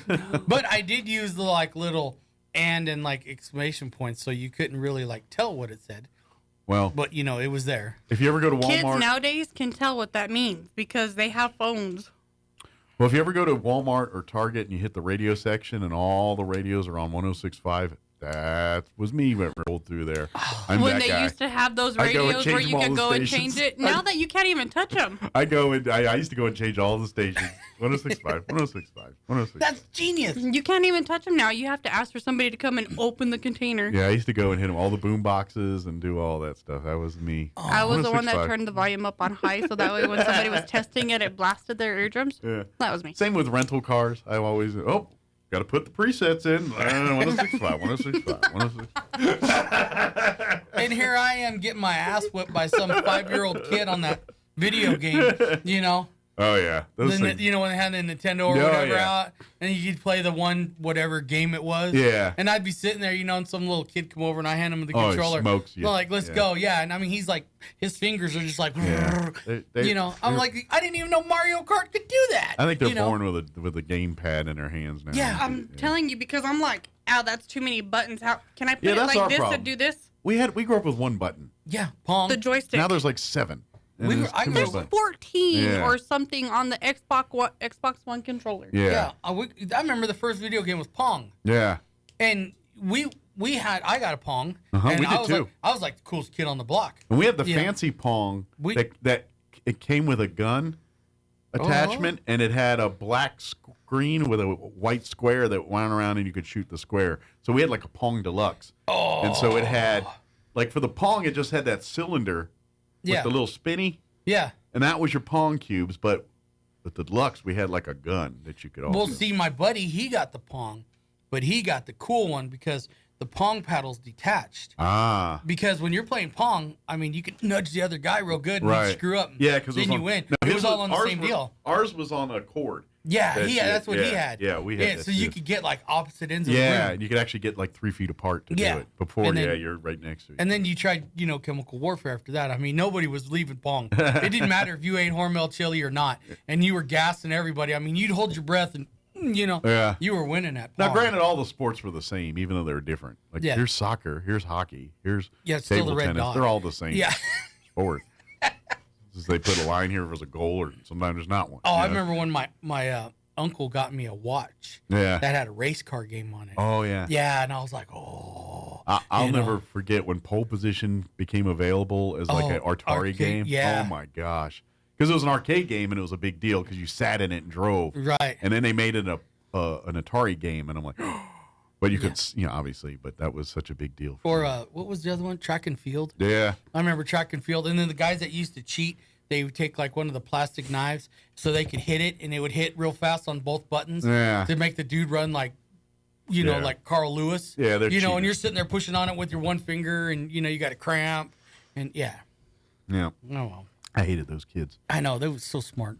Well, I just saw the time. We better get what we got to get to here. It's almost 10 o'clock. So yeah, come in, visit. I mean, it's fertilization time. You can still put down lawn seed. We have no pansies left. Sorry, they're gone. Gone. They are officially pansy-less. But we do have the bulbs that you would plant now for spring. Okay. So they have paper whites, and I always call them paper whites, but they're paper whites. The amaryllis, the tulips, and then I can't say the ones that. Don't ask I me. can't pronounce them. Work there. Yeah. They're toxic to animals, ironically, and I like them. I'm not popular to contrary belief. I am not a gardener. I'll help you plant 1,000 acres in alfalfa, oats, wheats. Well, that's my specialty. Yeah, you're a crops guy, not a garden guy. You're not a garden guy. Yeah, that makes sense. I mean, I could tell you about your lawn. Perfect. This is what you do. This is how you do it. Yeah. You're gonna have an outstanding lawn. No. I mean, but if you do have garden questions, there are people at Roswell Seed that can help you with all of that. Yeah. So whether it's commercial grade or backyard, there's someone that can help you navigate. Just meaning that I don't do it doesn't mean that I don't. Yeah, know you specialize about in the bigger stuff. Yeah, like that. I mean, but gardens if you're wanting to plant watermelon or whatever in the backyard, then we got folks that can help you do that. I mean, I can help you with that, but gladiolas. And then there's another one. So did it like all these bulbs and stuff? Do you like plant them in pots indoors right now and then transfer them, or they go right into the outside? They go, they go outside. They are cold weather plants. They have to have a cold weather snap in order for them to begin. Oh, start their whole germination process. And Basically. All that. Okay, I got you. So, but now's the time you put them in the ground. Yep. Okay. Yeah, actually, you're getting a little bit late, so get in quick. So get in there before it gets too cold. Yeah. Oh yeah. Yeah. You need to hurry up and do yours. Here we go again. But come down and talk to Roswell Seed if you want to get some of these plants for the spring. Now's the time to be putting them in the ground, which the good ones, which are not the good ones to be planting right now. Let them talk to you about that kind of stuff. And, of course, if you do, because everyone has a favorite flower, favorite piece of produce. And if you want to know when to put it in the ground, when to do all that, talk to Roswell Seed, because this might be the time of the year. They might say, no, you need to call them back in the fall and talk to me, or come back in the spring and talk to me. Well, there was a lady that came in. She's genius. She came in and she got like 10 of our seed catalogs. And she mails them out with her Christmas cards to all of her friends.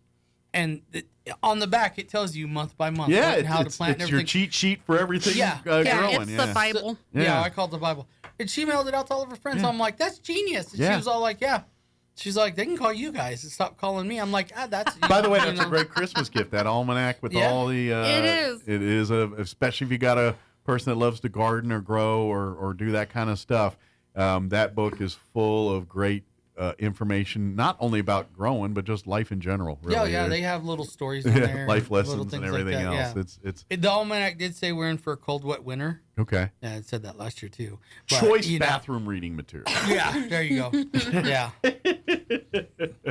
You can learn a lot by using the toilet frequently. I'm just telling you. Yeah, You see? can. You can. I get in trouble. When I'm on the toilet, I'm always in reading, taking it. I grew up, me and Uncle John's bathroom readers were simpatico. Yeah, my dad would go in with the newspaper and read like half of it.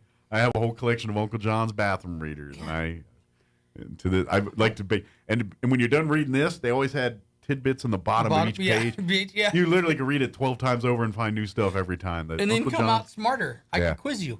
Yeah. Hey, Uncle did you John know- bathroom readers are the greatest gift to humanity.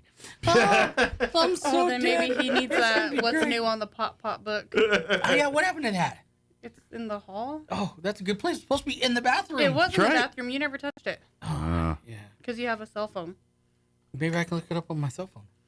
Do you have an audio digital version?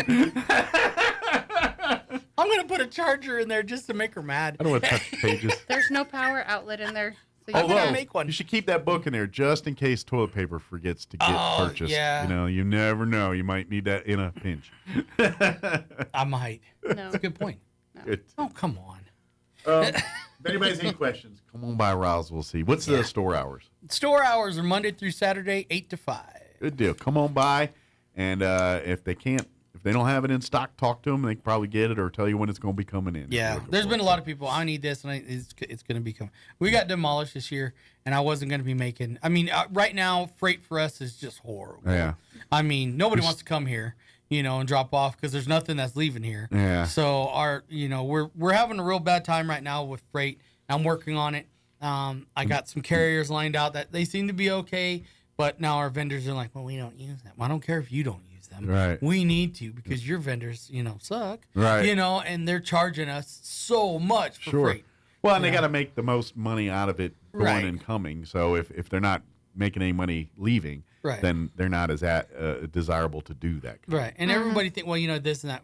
We try to buy it at a really good price, and we sell it at a really good price. That's the whole point of all of this. Right. If you guys weren't stringent about this, then you'd end up having to charge more or even carry inferior products because you settled. Yeah, I love it. Well, I can get this at Walmart. I'll go for it. Well, then by all means, go do what you got to do. It sucks. Or, they'll call us. Well, what does this do? I have no idea. Yeah. Well, you guys are supposed to know. Yeah, we don't sell that product. Yeah. I couldn't tell you what it does. Give me the numbers off of it, and I'll be nice and tell you. Look it up. Yeah. We don't carry it, therefore I have no idea what that stuff is. Yeah. Or I love the people that call. We have a guy, he calls from Home Depot. Hey, I got a question. It's all like, all right, what's up, Ted? You work there, dude.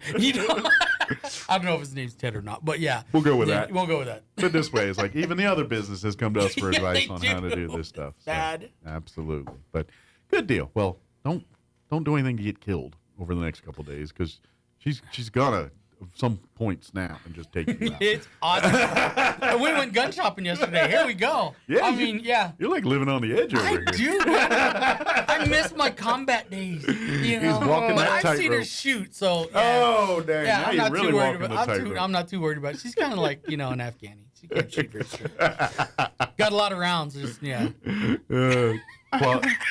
Quantity over quality. Hell yeah.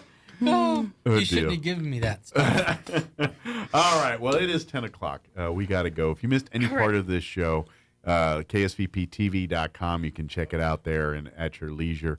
Come on by Roswell Seed, and if you don't know what you want, ask them. They will tell you. They help you with all that stuff. As well as additional shipments of fuel and humanitarian supplies into Gaza from Egypt. Trapped for more than 2 weeks in a collapsed mountain tunnel, all 41 miners in northern India have now been rescued. They had been kept alive with food, water, and oxygen delivered through narrow steel pipes, and crews pulled them out through a passageway that was made of welded pipe. Democrats more concerned than ever about their prospects for holding a slim Senate majority in 2024. It was already looking like an uphill climb for Democrats to retain their 51-49 majority, but Joe Manchin's announcement he won't seek another term virtually hands his West Virginia seat to Republicans. John Tester is seen as vulnerable in the very red state of Montana, and Ohio's Sherrod Brown will have to overcome the odds to outpace Republicans in a state that leans red.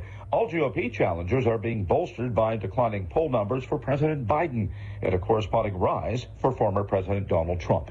Bob Agnew reporting. Embattled Republican Congressman George Santos says he fully expects to be given the boot from Congress when lawmakers return to work this week. In a defiant speech Friday sprinkled with taunts and obscenities aimed at his congressional colleagues, Santos acknowledged that his time as a member of Congress may soon be coming to an end. During a conversation on X Spaces, Santos said, quote, "I know I'm going to get expelled when this expulsion resolution goes to the floor." And that's correspondent Edwin Mora. It's been a slight rise in the conference board's closely watched Consumer Confidence Index this month. Stocks rising on Wall Street. The Dow is up 109 points. The Nasdaq ahead 7 points. More on these stories at townhall.com. Everybody wants cheap airfare, but where do you find it? You call low-cost airlines. Their prices are direct from the airlines, and they're so low you can't find these fares published anywhere. They specialize in cheap flights, discount hotel rooms, cheap car rental rates, and great package deals anywhere around the world. Wherever you want to go, they can help you get there cheaply and with a best price guarantee. If you want the lowest prices on your airline tickets or other travel services, call now. That's right, call. That's the only way to get these rates. Experts are standing by 24/7 to get you the cheapest airfare and hotel rates available. So don't wait. Call right now for the lowest travel prices anywhere and for great last-minute travel deals too. Call 866-755-5300. That's 866-755-5300. Again, that's 866-755-5300. Call us right now. A new offer from the Sandy Hook shooting families to settle their case against Alex Jones. Sandy Hook families have offered to settle Alex Jones's $1.5 billion legal debt for a minimum of $85 million. 20 children and 6 educators were killed in the Sandy Hook elementary school shooting. The families say Jones's followers threatened and harassed them and even confronted the grieving families in person, accusing them of being crisis actors whose children never existed. During a court hearing in Houston, Jones's bankruptcy lawyer suggested that $85 million settlement offer was too high and unrealistic for Jones to pay. I'm Lisa Dwyer. Winter's early onset has brought heavy snow and icy roads to northern Europe. The winter conditions creating disruptions and dangerous driving. German media reported that they have resulted in at least 2 deaths and some children stuck overnight in a school. News and analysis at townhall.com.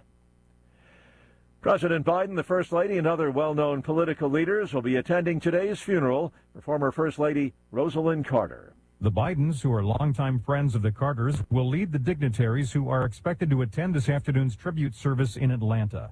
Vice President Harris and her husband will also attend.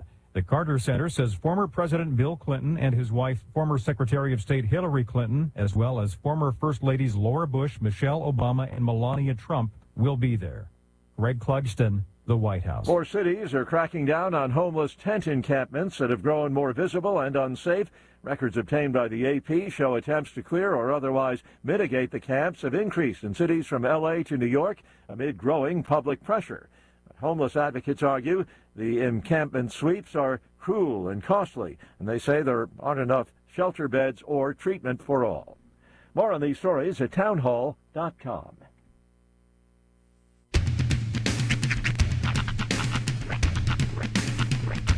What in the wide, wide world of sports is going on here? I promise you, whatever scum did this, not one man in this force will rest for 1 minute until he's behind bars. Now let's grab a bite to eat. Yeah, come on. I feel the hot wind on my shoulder and the touch of a world that is older. I hit the switch and check the number. I leave it on and then I slumber. I hear the rhythm ringing through it. Flamenco guitar and cumbia music. I hear the talking of the DJ. The travel witch and what does he say? I'm on a Mexican radio.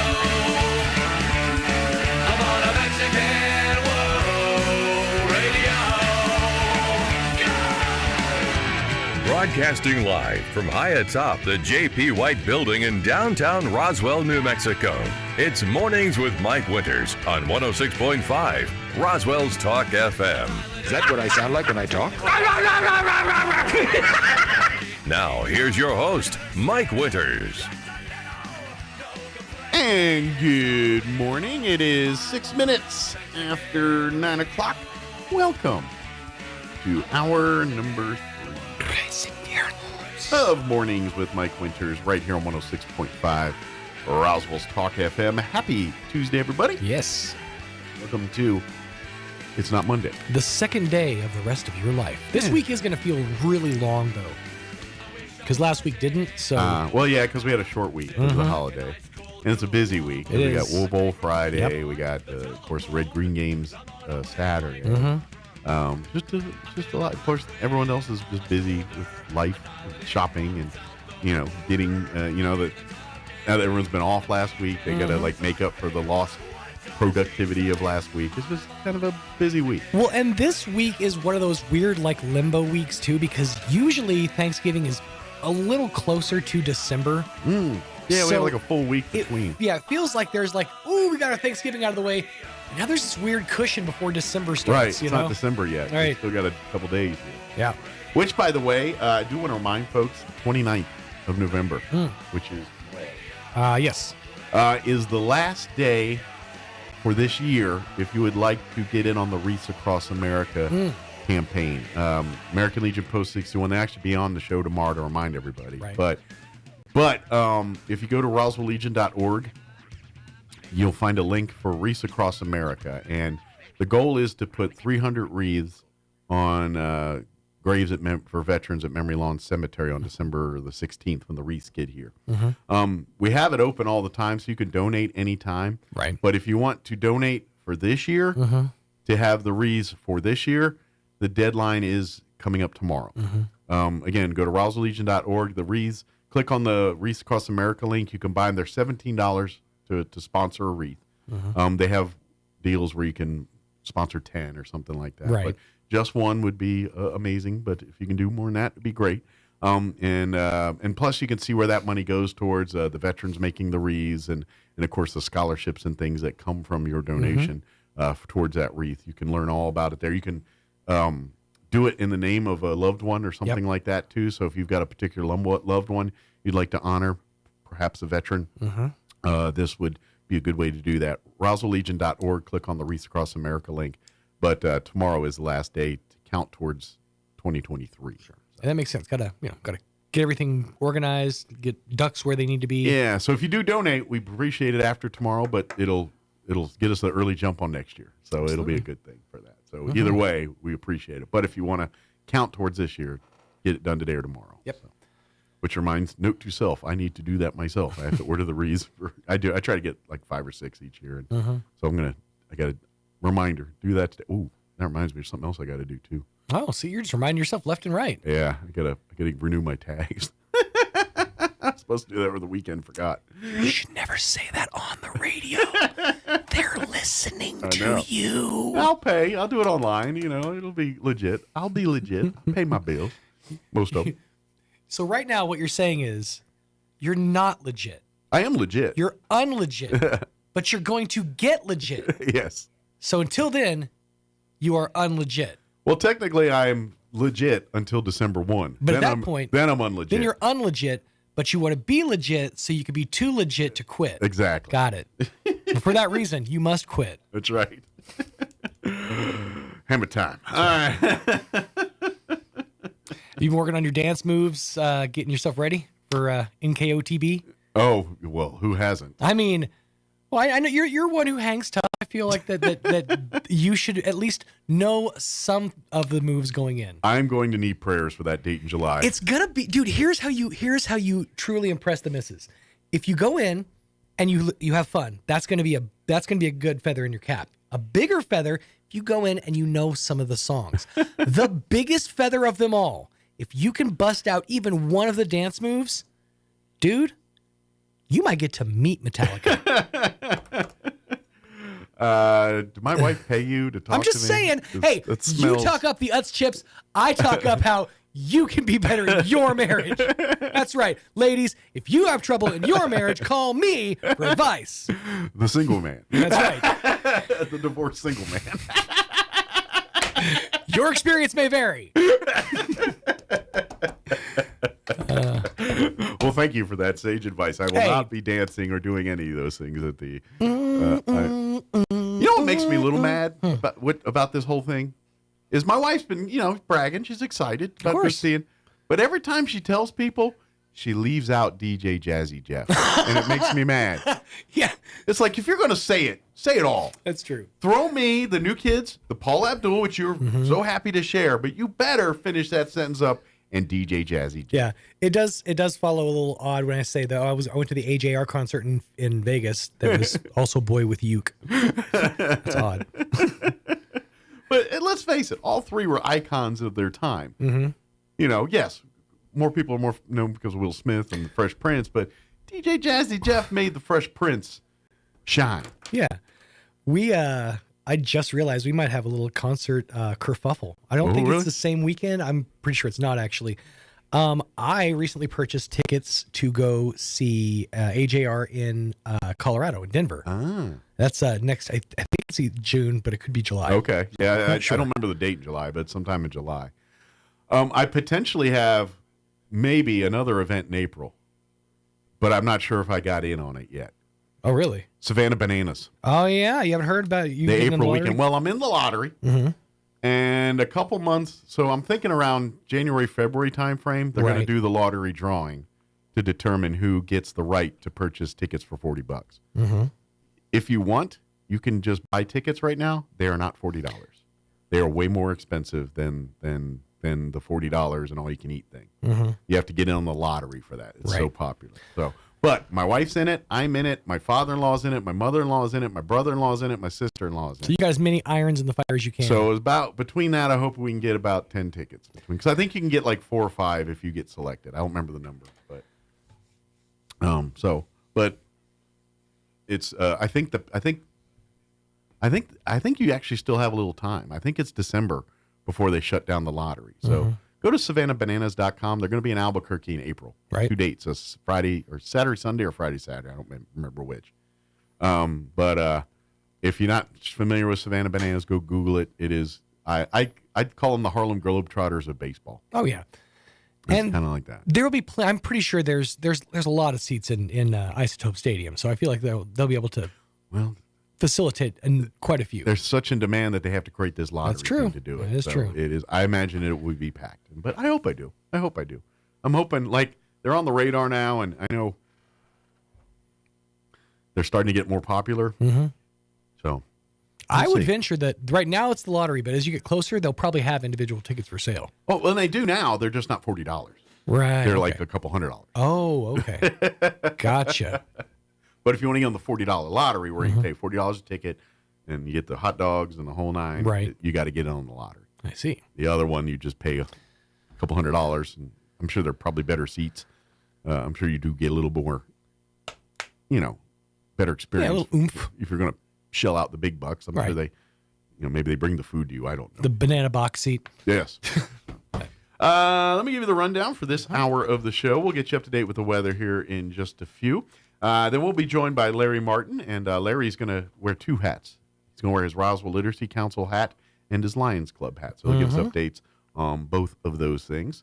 I know Sean's hoping to hear a little news about his Lions Club thing. Yeah, I'm curious to see if that's he's a fan, Larry. He wants a carriage ride. That also might be one of the other organizations that wasn't hit. So I could be, I don't know, but we'll find out. Yes. So, but anyway, we'll talk with Larry here in just a few. Later on in the hour, we'll get you up to date with news of the local variety, along with your Wall Street business update and whatever else we can come up with for this hour of the show. Yes, sir. Before we get her going, let's take a gander at your weather. Kind of like 50s and the 60s with a slight chance of rain on Thursday. That's pretty much the whole weather. I'm meteorologist Steve Hamilton with your Pecos Valley weather. Fairly cool today, but we will warm up a little bit tomorrow and Thursday. Upper 50s on the afternoon high.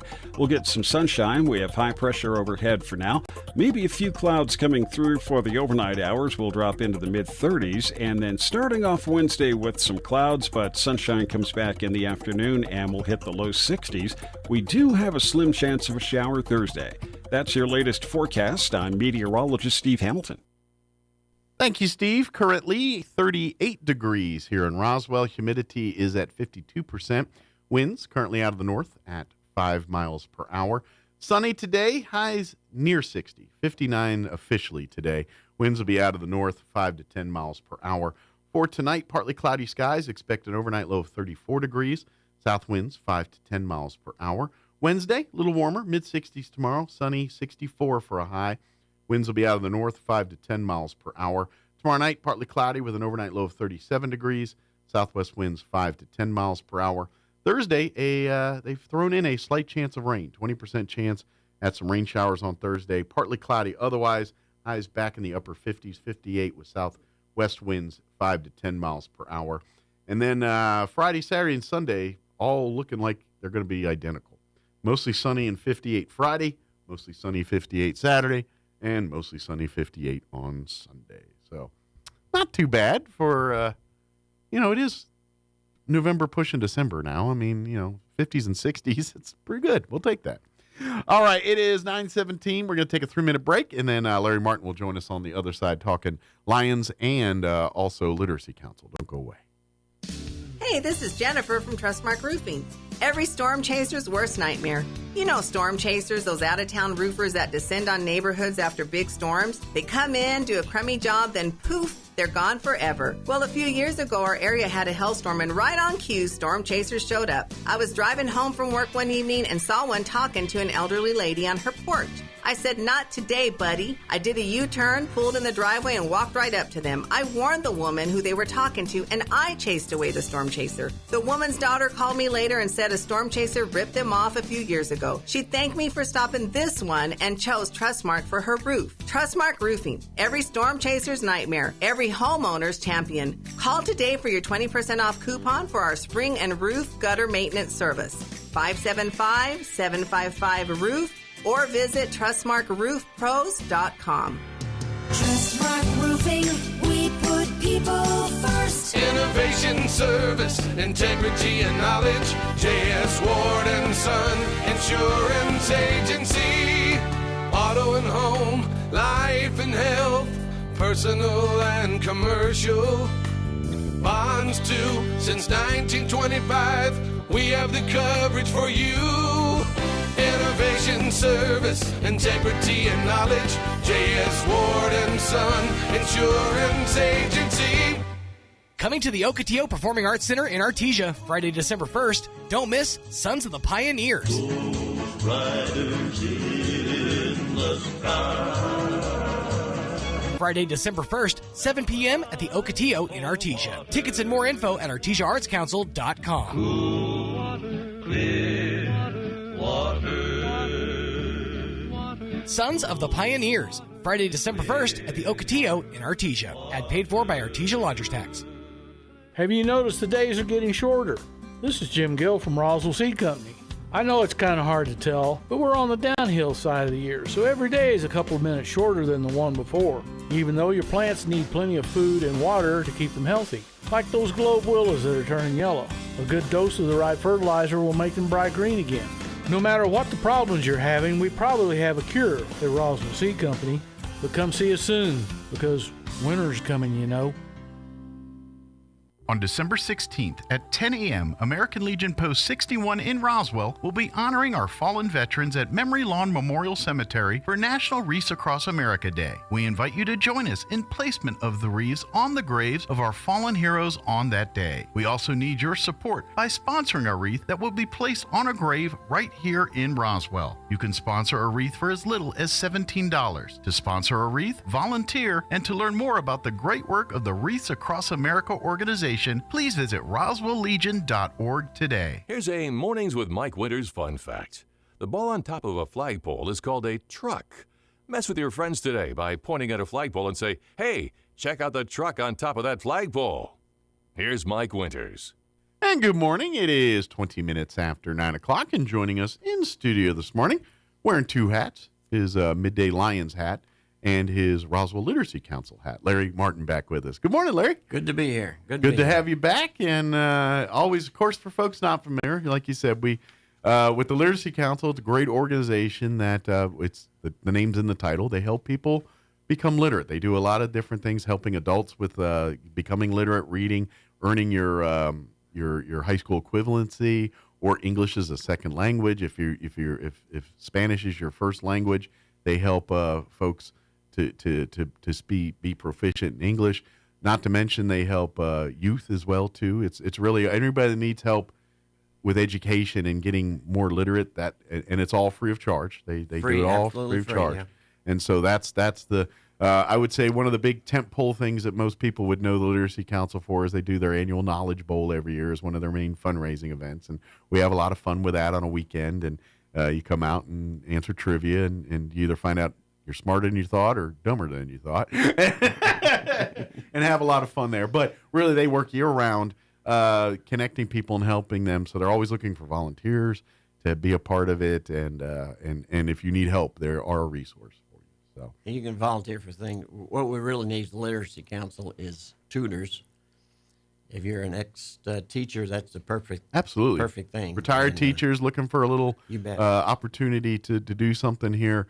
The Literacy Council would love to have you, but that's not a requirement. You don't have to be a retired teacher. If you can read and write English, they've got the teaching materials and all of that stuff. So if you just have a desire and you're proficient in these things, we can help you navigate through that too. But we are looking for more people to be tutors, to help out and make a difference in someone's life. It's really probably the biggest life-changing thing you can do for someone by just spending a little one-on-one time with them and sitting through there and going through the workbooks and the various learning materials to help them become, literate or go for their college degree or whatever their goals are for the next thing. Or, sometimes it's grandparents that maybe, life happened.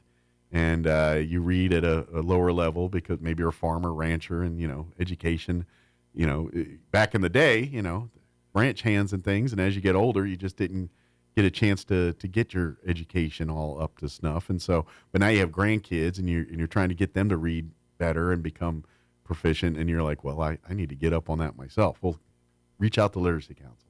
Whatever your reason for becoming literate or better equipped at becoming more literate, the reason doesn't matter. If you have a desire, we'll help you do it. And obviously people have a reason because, they've hit something in their life or they want to better themselves or they need it to get to the next level of whatever they're trying to do or whatever that reason is, or be an example for family members that, when your kid's struggling through this stuff and I know when you can't do it either, you feel a little bit like you're just not being, you're being a little disingenuous with them. It's like, well, tell them how important it is to read, and here I sit, So to come back and do this stuff and volunteer or to reach out for help, it's a great thing. And well, we also have people who can help with English as a second language. Yeah, or first language. So if you do speak Spanish and you're wanting to, obviously communicate, navigate life in the United States, this is a very valuable tool for you to have. Yeah. So please help out. What the sad truth is, we have a lot of older Hispanic families where the older members of the family, the grandparents and stuff, aren't fluent in English, and their kids are the translators / their real Sherpa into navigating through life. And sure, the kids love doing that, but at some point they're going to be adults and want to do their own thing. So it might behoove you to pick some of that up so you can at least, once your grandkid finds its dreams and what they want to do next, you're going to need some help. So we have a few that can teach math. So, if you're really troubled with that, we can work on that too. But it's really what the client needs or what the person needs. Kind of specialized to what they're. We'll try and find a tutor for you. Yeah. And we used to tutor for the Youth Challenge. We're not doing it this semester. Okay.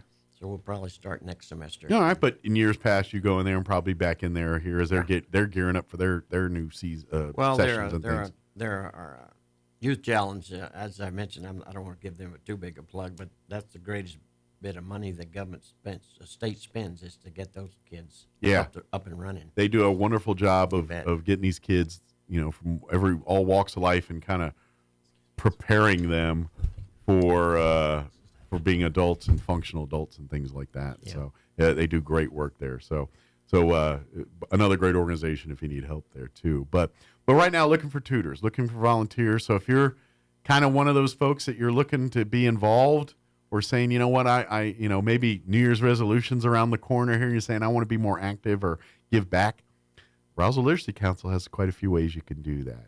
Well, that's one thing about Roswell. I keep saying this every time I come on here, but Roswell's a great little city. Mm-hmm. And I moved down here 20 years ago to be with my dad, and he's since passed away. And I stayed, and if you want to enjoy life, you can do it here. Absolutely. I mean, you don't have to go to New York, for Pete's sake, or Dallas. This is a great little city, and quite frankly, I'd rather live here. It's that's why I'm still here. A little more quieter, here. A little less hustle and bustle, lot less just flow and busyness. I prefer, I mean, we have traffic here, but I'm sorry, y'all don't know traffic until you've been back to New York City, DC, and that kind of stuff. This is just annoying. If you do it right, you can almost go from north side to south side with the lights. Yeah, you got to time it just right. It's got to be just done perfectly. Never happens to me though. I always, if I got to be there quick, it's always the worst possible scenario that I could encounter with those lights every time. But you're right. It is a great town, and setting roots here and doing that. Younger folks listening. I started volunteering with the Literacy Council maybe 5 years ago. And I'm a member of the Lions, and I've been to the Kiwanis and the Rotary and the Optimists. And I would say the Altrusa and the Sertoma and the several book clubs. If you're getting bored with life and you're retired, find someone to volunteer with. I mean, we got a lot of great organizations. Oh, you bet. And they're all looking for new members because, generally speaking, as you get older, you're in one of these units, and then you pass away, and their membership dwindles from the top down, shall we say. Well, and that's what happens exactly. Life. Sometimes the next generation or new blood, it takes it's hard to get them to come in, a bit sometimes. But you're right. It's pick your passion, whatever, whether it's kids or literacy or homeless or whatever, sports, whatever. Find where you gravitate towards the most and seek ways to volunteer. There's great organizations that pretty much covering all this stuff, whether, like you said, with a lot of your Lions and your Kiwanis and all that, they like to center around youth and things like that for some of their charity things. And obviously your Harvest Ministries and your Many Hands organizations, they like to work with our homeless and underprivileged folks. And so or even churches. Every single church in town usually has something going on. Get involved with your church and to do it that way. But it's always a good thing to get involved. And if you're looking for one, well, I've got one here. The Roswell Literacy Council is always looking for volunteers. If you want to spend a couple hours a week helping and working with individuals that are trying to get their GED or trying to learn English. Well, we got one American or United States citizenship last year. So okay, good. That's amazing. We don't do it, but we help them get it. So you give them, basically set the path for them and say these are the things you need. So if there's someone looking to become a U.S. citizen as part of this too, they can put you in touch with the right people to help you navigate that kind of thing. I think to pass that test, they have to know more than the average high school student does. You have to know a lot about U.S. history and U.S. government, and you need to know things like how many representatives there are and how many senators there are, and the three branches of the government and the checks and balances, which the world we live in is a little harder to find them checks and balances, but they're supposed to be there.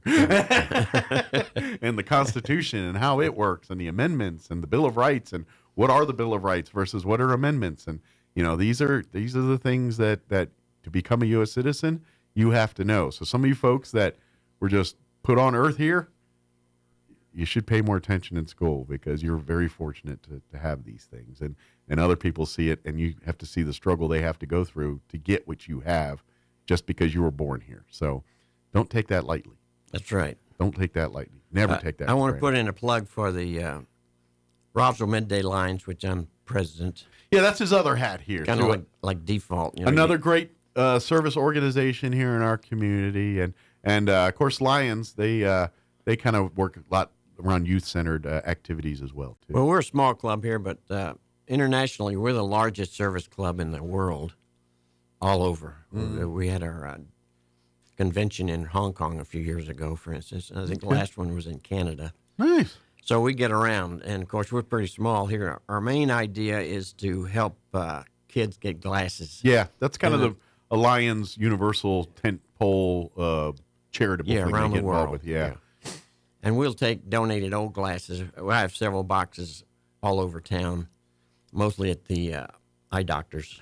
And the older you get, the more often you have to get glasses, I'm learning. So, because your eyes just keep getting worse and worse. So you gray-haired folks like us, I'm sure you got 3 or 4 pair of glasses sitting in a drawer somewhere. You drop them off at one of these places. That's where we find out, Yeah.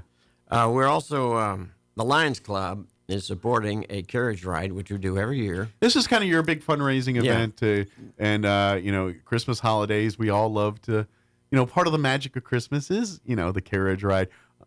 Fortunately or unfortunately, depending on your proclivities here, probably not going to see a lot of snow-driven carriage rides in Southeast New Mexico. Well, we've had it where it was like 10 degrees one night. We've come close. We all kind of froze our rear off. But it's not really our natural habitat. It was great. But we can, if you want to create those memories with your family and do all that and help the Lions do what they got to do, then hopefully you come make this a part of your family tradition and come out each year. I know some families do it every single year. They're like, it ain't Christmas till I take my carriage ride with the Lions Club here. So. And we go down 2 of the main neighborhoods that have fantastic lights, and the houses are, $800 to $1 million a piece, 800,000. These are the doctors and lawyers. Yeah, and I don't know who lives there, but they're not poor, and so they really give it up with the lights. Yeah. They really put the lights. So you take the carriage and roll through, and you get to watch, and you don't have to drive. So Dad or whoever's driving, they can actually sit and enjoy the lights too, instead of paying attention to the road. Let your carriage driver do that. We used to have 2 horses that were great, but they both died on us. So we're limited to a tractor. It's really, I find out it's really difficult finding a pair of horses that can pull a wagon. Really? They have to be a team, and they have to be trained to So do they're it. together and they have to get to do along. it. Sure. Yeah, I imagine it's as a 2-horse. A 1-horse is one thing, but when it's a team and 2 horses, and the horses probably have to work in concert, know each other a little bit, and get along. I would imagine. Otherwise, you might have 2 bickering horses, one trying to go left, one trying to go right, one trying to go at all, and the other, going a little bit. So, yeah, I imagine. So you have to tractor it up. Yeah, and we were in both parades. I'd like to thank Amiga Tractors on the south side. They let us use their tractors. Oh, Amigo Machinery. Yeah, they got a lot of great tractors. Yeah, they're very helpful about that. Good deal. And but this time we have our own tractor, so we don't have to get it from them. But in any case, it's the 8th and the 9th of December. Okay, so Friday and Saturday nights. That's probably next week, I think. Right? It's coming up. Yeah, that's right. And the 15th and 16th. 2 Friday and Saturday. Good deal. So you got 2 weekends to do it. Right. Friday and Saturday night. Where do you guys start at? And we start at the Boy Scout cabin. They're on office. That Aspen. Aspen. Yes.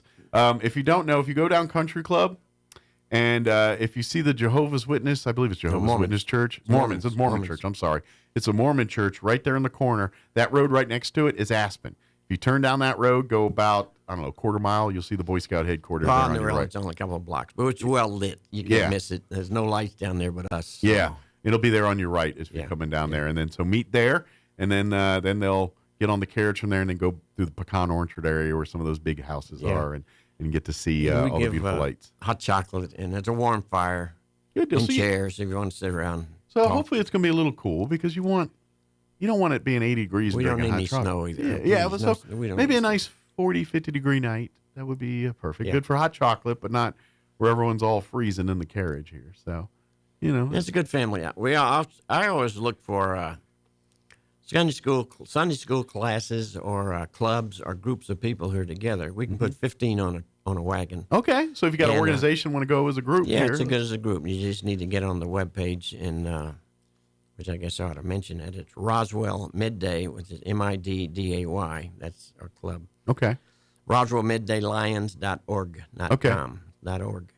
RoswellMiddayLions.org. If you and then if you don't remember any of that, if you just Google Roswell Midday Lions, put an NM in there. New Mexico. Yeah, in case there's a Midday Lions in Roswell, Georgia. There he is. Which they may be having a carriage ride too, but I don't know. I doubt it. That would be a little long haul to get on that one. But and then like you said, I guess too, if you want to become a Lion. If you want to be involved, like you said, they're always looking for more volunteers to become a part of it. Come out on either next weekend or the weekend after while you're doing the carriage ride and say, "Hey, Larry, what do you got to do to be a Lion here?" And he'll be happy to talk to you. It doesn't take much. Yeah, just a lot of time and effort. And if you want to serve, we do have annual dues, but that's minimal. Your time is a lot more worth. Yeah, it's really money. Yeah, it's camaraderie and fun. That's all part of it too. But at the end of the day, it's a group of people that want to. And in this particular case, serving the tempo of making glasses available. So children, we can get, you donate your glasses, they get them refurbished and everything, and offer these glasses for free for the kids that can't afford to have. Obviously the prescriptions are updated for them, not your old trifocal. Well, the vision, you do, they'll adjust it for a teenager or a young child's vision as opposed to a 60-year-old person's vision. And it's interesting. A lot of kids don't know they need glasses. And my sister, for instance, she graduated from Roswell High years ago. Yeah. But I remember when we were kids, or she was a kid, I was older. She came home one day and says, "Golly, those trees have leaves on them." She was like 10, and she had never seen the leaves because she didn't know she needed glasses. It's amazing, isn't it? Yeah. When you do that. And even now, because of science and things, they're able to diagnose infants with need of vision correction and things like that. So now you're starting to see babies with little baby glasses on and stuff now. It's kind of cute if you see it. We're also starting a program where I have Kids Site, which I have to get a little more knowledge on. But essentially, we can take a photograph of a child who's like 5, preschool to first grade, and you can immediately tell if he has eye problems. Wow. Now, this is a fancy instrument. Sure. And we're going to be going around to the schools and daycares if they'll let us. There's no charge, but we take a picture and we can tell right away that young Billy here needs some glasses. Yeah. And his parents may have had no knowledge whatsoever. And so if there's families out there that maybe you have young children that they wore the glasses and now they kind of are a little older and outgrew them a little bit, please donate those too. All of those are useful here. But we're great organization here, Los Pasitos. They do the early intervention stuff and they help families for free develop, like if they're having speech issues or vision issues or any of these things that they usually didn't detect till the kid was school age. They're now detecting when they're under 3 years old here. And so that's why you're seeing 2-year-old babies with glasses now, because back in our day, it was maybe school times when they figured out, maybe this kid needs a pair of glasses, Well, you can detect things also that you can fix. Yeah. So I'm not an expert at this at all, but by taking this picture of your eyeball, they see the retina and they see the pupil and everything. And so they can maybe correct it before adulthood where they don't even need the glasses. Yeah, I don't know how they do this, but let's face it. I still haven't figured out LASIK surgery yet, so I haven't figured out how shooting a laser in my eyes makes my vision better, but I'm not in that field. They zap something in there. Yeah. I don't know. I just know it works. Yeah. But come out, and again, if you want to support a great organization, come out not this Saturday, Friday and Saturday, but next Friday and Saturday, and then the Friday and Saturday after that. These really the first 2 Friday and Saturdays of December here. Yeah. Well, technically, this one's actually the first Friday. Yeah. So the second and third of the December month weekends here. Come on out again. It's at Boy Scout headquarters there on Aspen, right off a country club there by the pecan orchards. What time do you start the carriage rides? Well, we start at 6. It is a fundraiser, so the fees tickets are $10 a piece. Yeah. And all the money goes to the midday lines. That's right. We don't. None of us taking a cut. Yeah, all of it goes back to the organization. Yeah. And if you carry a child, he's in your lap, that's no charge. Okay. And generally, Now, if your child's 18 and they get their own seat. Yeah, we got to make them pay. And Your lap will thank you. We generally have a ride for the Assumption, not Assumption.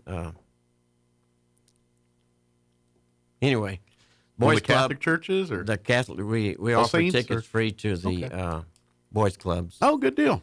And so if you come out through that and you'd like to make a donation, that would be great. So yeah, you come out and got some free tickets. We ask for sponsors from you big companies that like to give money to worthy causes. Yeah. You know, hey, like everyone. Absolutely, yeah. The Lions would love to have that support Absolutely. too. But again, this is all going towards these kids and the glasses and all the great work that the Midday Lions Club does here. So please mark it on your calendars here, the December 8th and 9th weekend, and then the December, what is that? 15th, 15th and 16th weekend. Yeah, it's 7. Yes, yeah, okay. I got in radio because I was told there's no math. So. Well, speaking of math, you know, I taught some of the kids at the challenge, and they 16, 17, they dropped out early. They didn't really know their multiplication tables. Now, Okay. these are the lower. Sure, younger students. Some, but most of the students know them, I'm sure. But some of them didn't know the multiplication tables. And in 6 weeks, zap, they knew them. So that's not something that's really tough. And the literacy counselor can do that too. If you're really having trouble in school, yeah, give us a call. And that's the great thing about it. If you learn the fundamentals, the basics, then everything begats from there. So, you know, if you got the basics of math, if you can add, subtract, multiply, and divide, and understand some of the principles and operations of how it works, the rest you can kind of figure out if you or understand whatever, you know. Once you learn the basics of math, it's not a big leap from calculus and trigonometry and all those big math words that scare the living daylights out of people. Used to say calculus in high school, and people would pass out. Yeah, exactly. And to be honest, you know, once you got the basics down good, the rest of it will start making sense. And so it's the same thing with reading and writing. It's by doing. The more you read, the more vocabulary you pick up, the more, you know, the flow of things. You read different stories. You start to get. It's just like anything else. Like if you're playing tennis or basketball, you know, you keep making free throw shots pretty good. You can do them in your sleep. Same thing with reading. You keep reading. Next thing you know, the things you struggle with turn into automatic to you.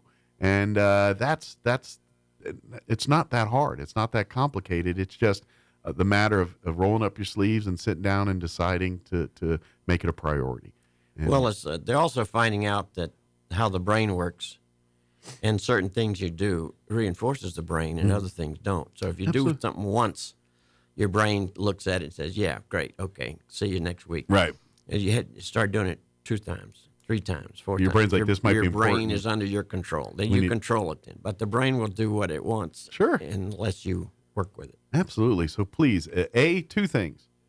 Never be ashamed. Always, if you're looking to better yourself, don't, because I imagine in the world of literacy, especially if you're dealing with older adults that, you know, in theory think they should know better and don't, there's probably some embarrassment or some just apprehension there. Yeah. And don't worry about any of that. If you're trying to do better for yourself or your family, hold your head up proud and do that. And be the example, because quite frankly, there's a lot more people that probably should doing that, and you can hopefully inspire them to do that too. So please don't hesitate. Reach out for help. This is what it's here for. And it'd be so amazing that you come in and you don't know this stuff, and then we work with you 6 months, a year, and next thing you know, all those things you worried about are worries of the past. You're enjoying and seeking, and God forbid, maybe reading a book for pleasure every once in a while, because you can now. You know, that's the beauty of it. And that's why and to me, that's why books are way better than movies, by the way. You know, when people talk about, I'll just catch the movie, I'm like, yeah, but the book is intimate. It's you and the book. It's your pace. It's your interpretation. Where the movie, you know, you're usually watching with someone else, and they got to pause it.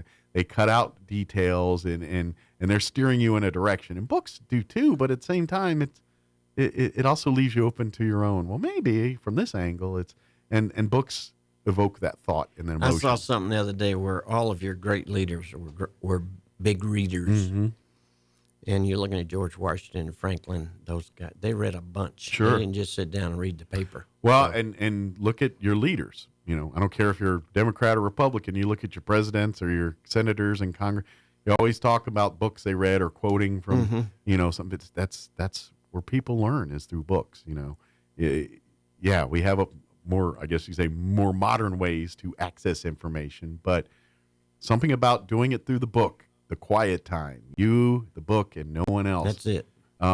It makes a difference, and you just sitting on your laptop in the living room, looking at something. Sometimes it's different, and so please reach out, get involved, come out and have some fun with the Lions here and help them out. It's all really helping, you know, to better our society with the kids and the eyeglasses and everything to the Lions, and then with the Literacy Council helping every single person that wants to become better at being literate and being educated.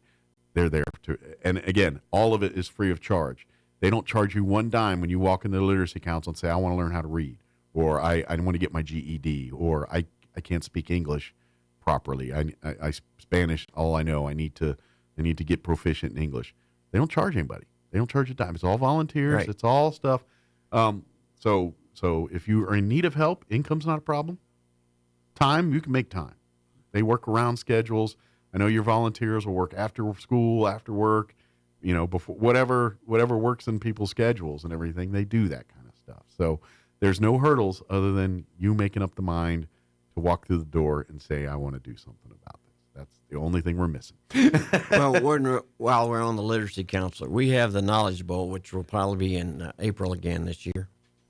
Good deal. There's very little activity going on prior to graduation. Yes, good. The calm before the storm of things going on. And I'm encouraging all the schools and Superintendent Locke particularly to help support this. Yeah, and absolutely. Get a team from each high school. We would love to see the high schools get the early high school, the early college students, the Roswell, Goddard High, Gateway, all our private schools. Put teams in there.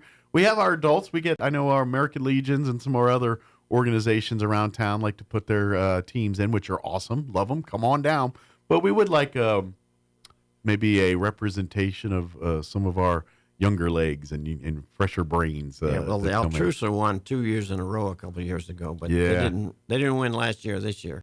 We always ended up like second or third. We never win it, but we're always like right in the hunt at the end. You're with the Legion, right? Yeah, the Legion team. Yeah, we're always like right around third place. We're smart, but certain things just don't catch us right. Well, there was one family, and I'd like to give them credit. I don't remember their name, but they came in second, just a hair second, and I think the Lions Club won first because they got a couple of smart Boy Scouts that helped us. Oh yeah. And anyway, they came in second. The family, mom, dad, I believe a teenage girl and 2 kids. That's awesome. 2 other kids, and they came in second with Nice. all the knowledge. See, come in and show your family off. You know, Yeah. family could be a team too. We always talk about organizations, but you know, bring in mom, dad, the kids, whatever, grandma, whoever, your ringer, whoever it is. So it's a team of 4, if I remember right. Five.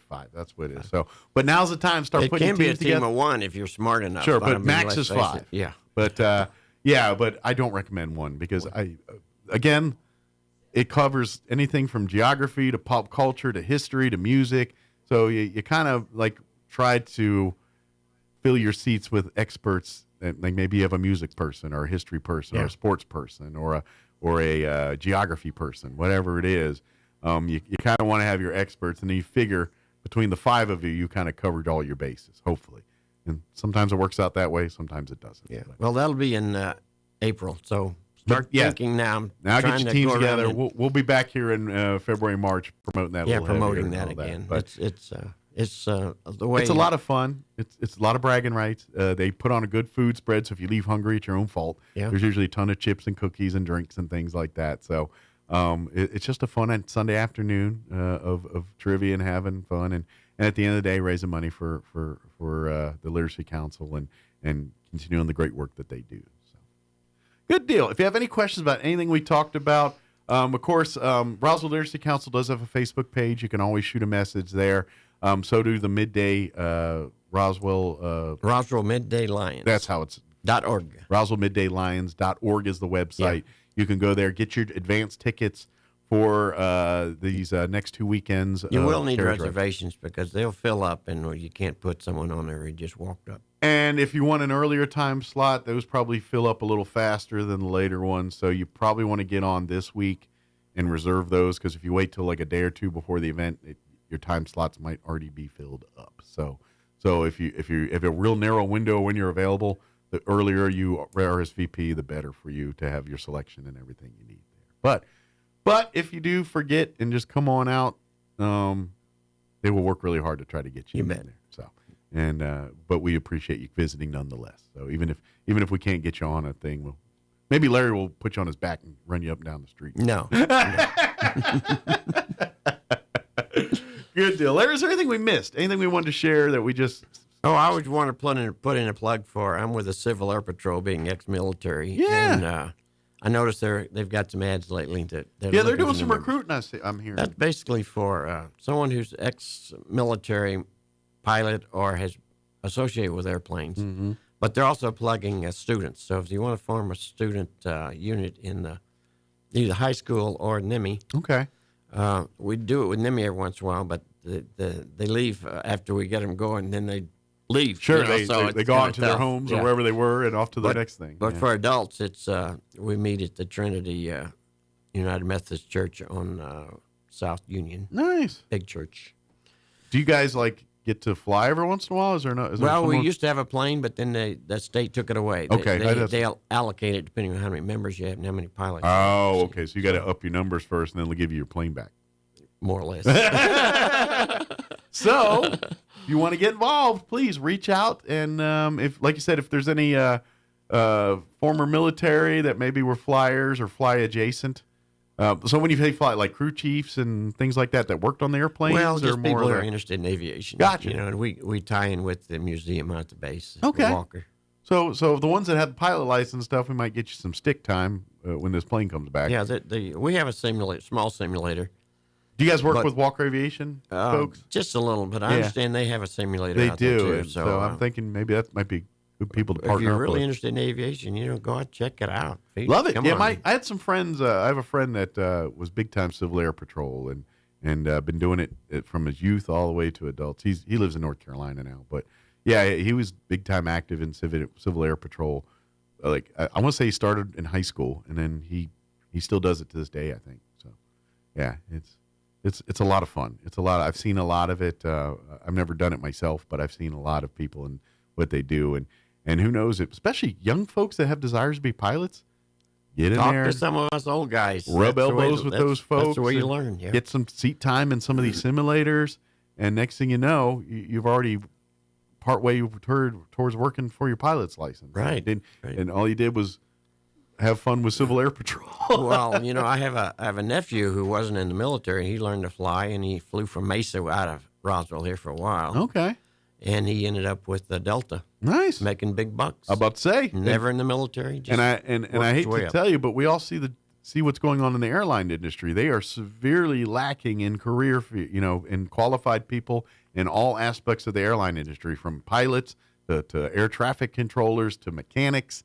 So if you're looking to do something in a career field that's highly in demand, well-paying, and you can kind of write your own ticket where you go with it, look at some of these aviation industry jobs. They will definitely pay the bills, and the work's pretty fun.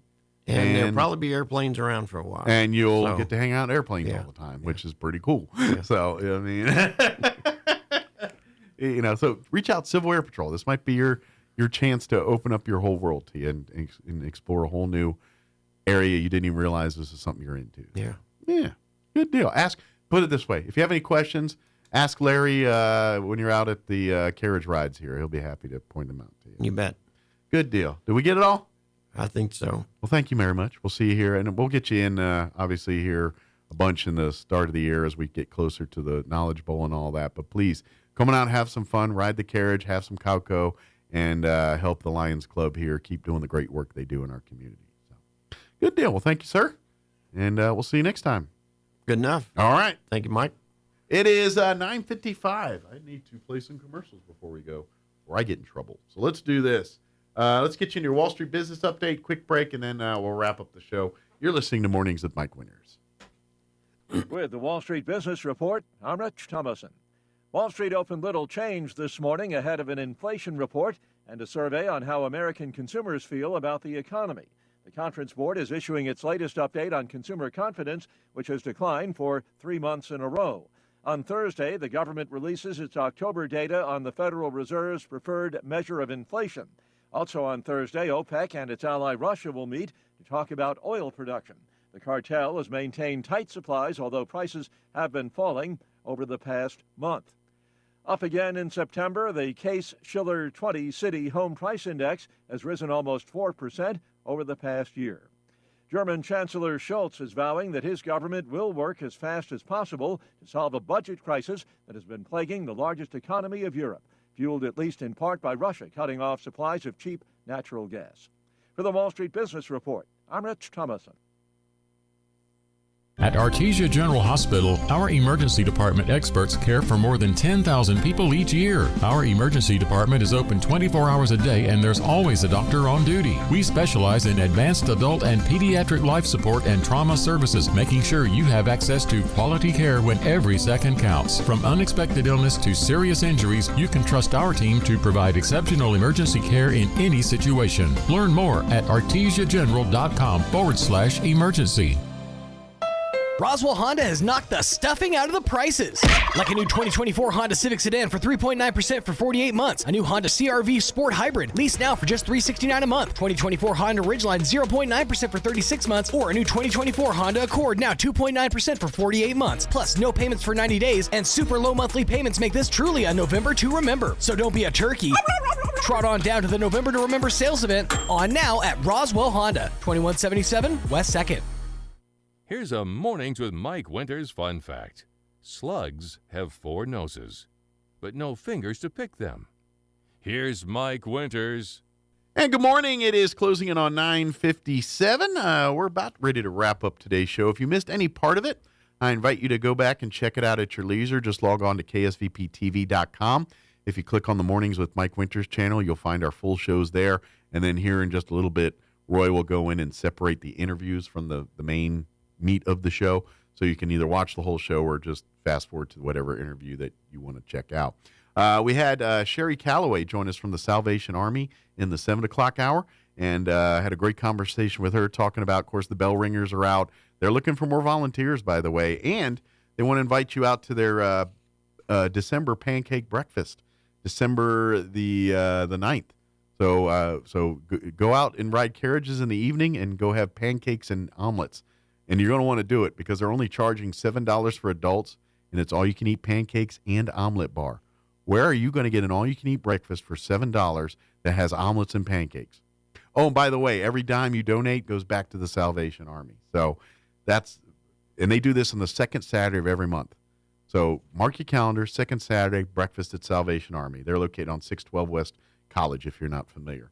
Of course, we played our interview with John and Crystal Noble from Roswell Seed last hour, get an update on what they have available and a whole lot of marriage advice there. And then, of course, we just had Larry Martin join us a few minutes ago from the Roswell Literacy Council and the Midday Lions Club here, talking about just Literacy Council need for volunteers. And then, of course, with the Roswell Midday Lions, they're doing their annual carriage rides again, not this weekend, but the next 2 weekends. They're all meeting at the Boy Scout headquarters there on Aspen. They're just off of Country Club. So, again, if you missed any of our interviews, ksvptv.com, or you can go to our Facebook page, Roswell's Talk FM Facebook. You'll have to scroll down our wall a little bit to get down to the interviews you want, but they're all right there. And, of course, if you miss any part, it's there at your leisure or on demand, and you can watch it or not watch it as many times as you want. So that's going to do it for us. Thank you so much for allowing us to be a part of your day. Have a great day, and we'll be back bright and early on tomorrow morning. Don't forget Wool Bowl's Friday. Get your tickets, woolbowl.net. We got your New Mexico Military Institute Broncos taking on Dodge City and the Conquistadors. So that's Friday night at the Wool Bowl. All right, have a great day. We'll talk to you on tomorrow. Breaking news this hour from townhall.com. I'm John.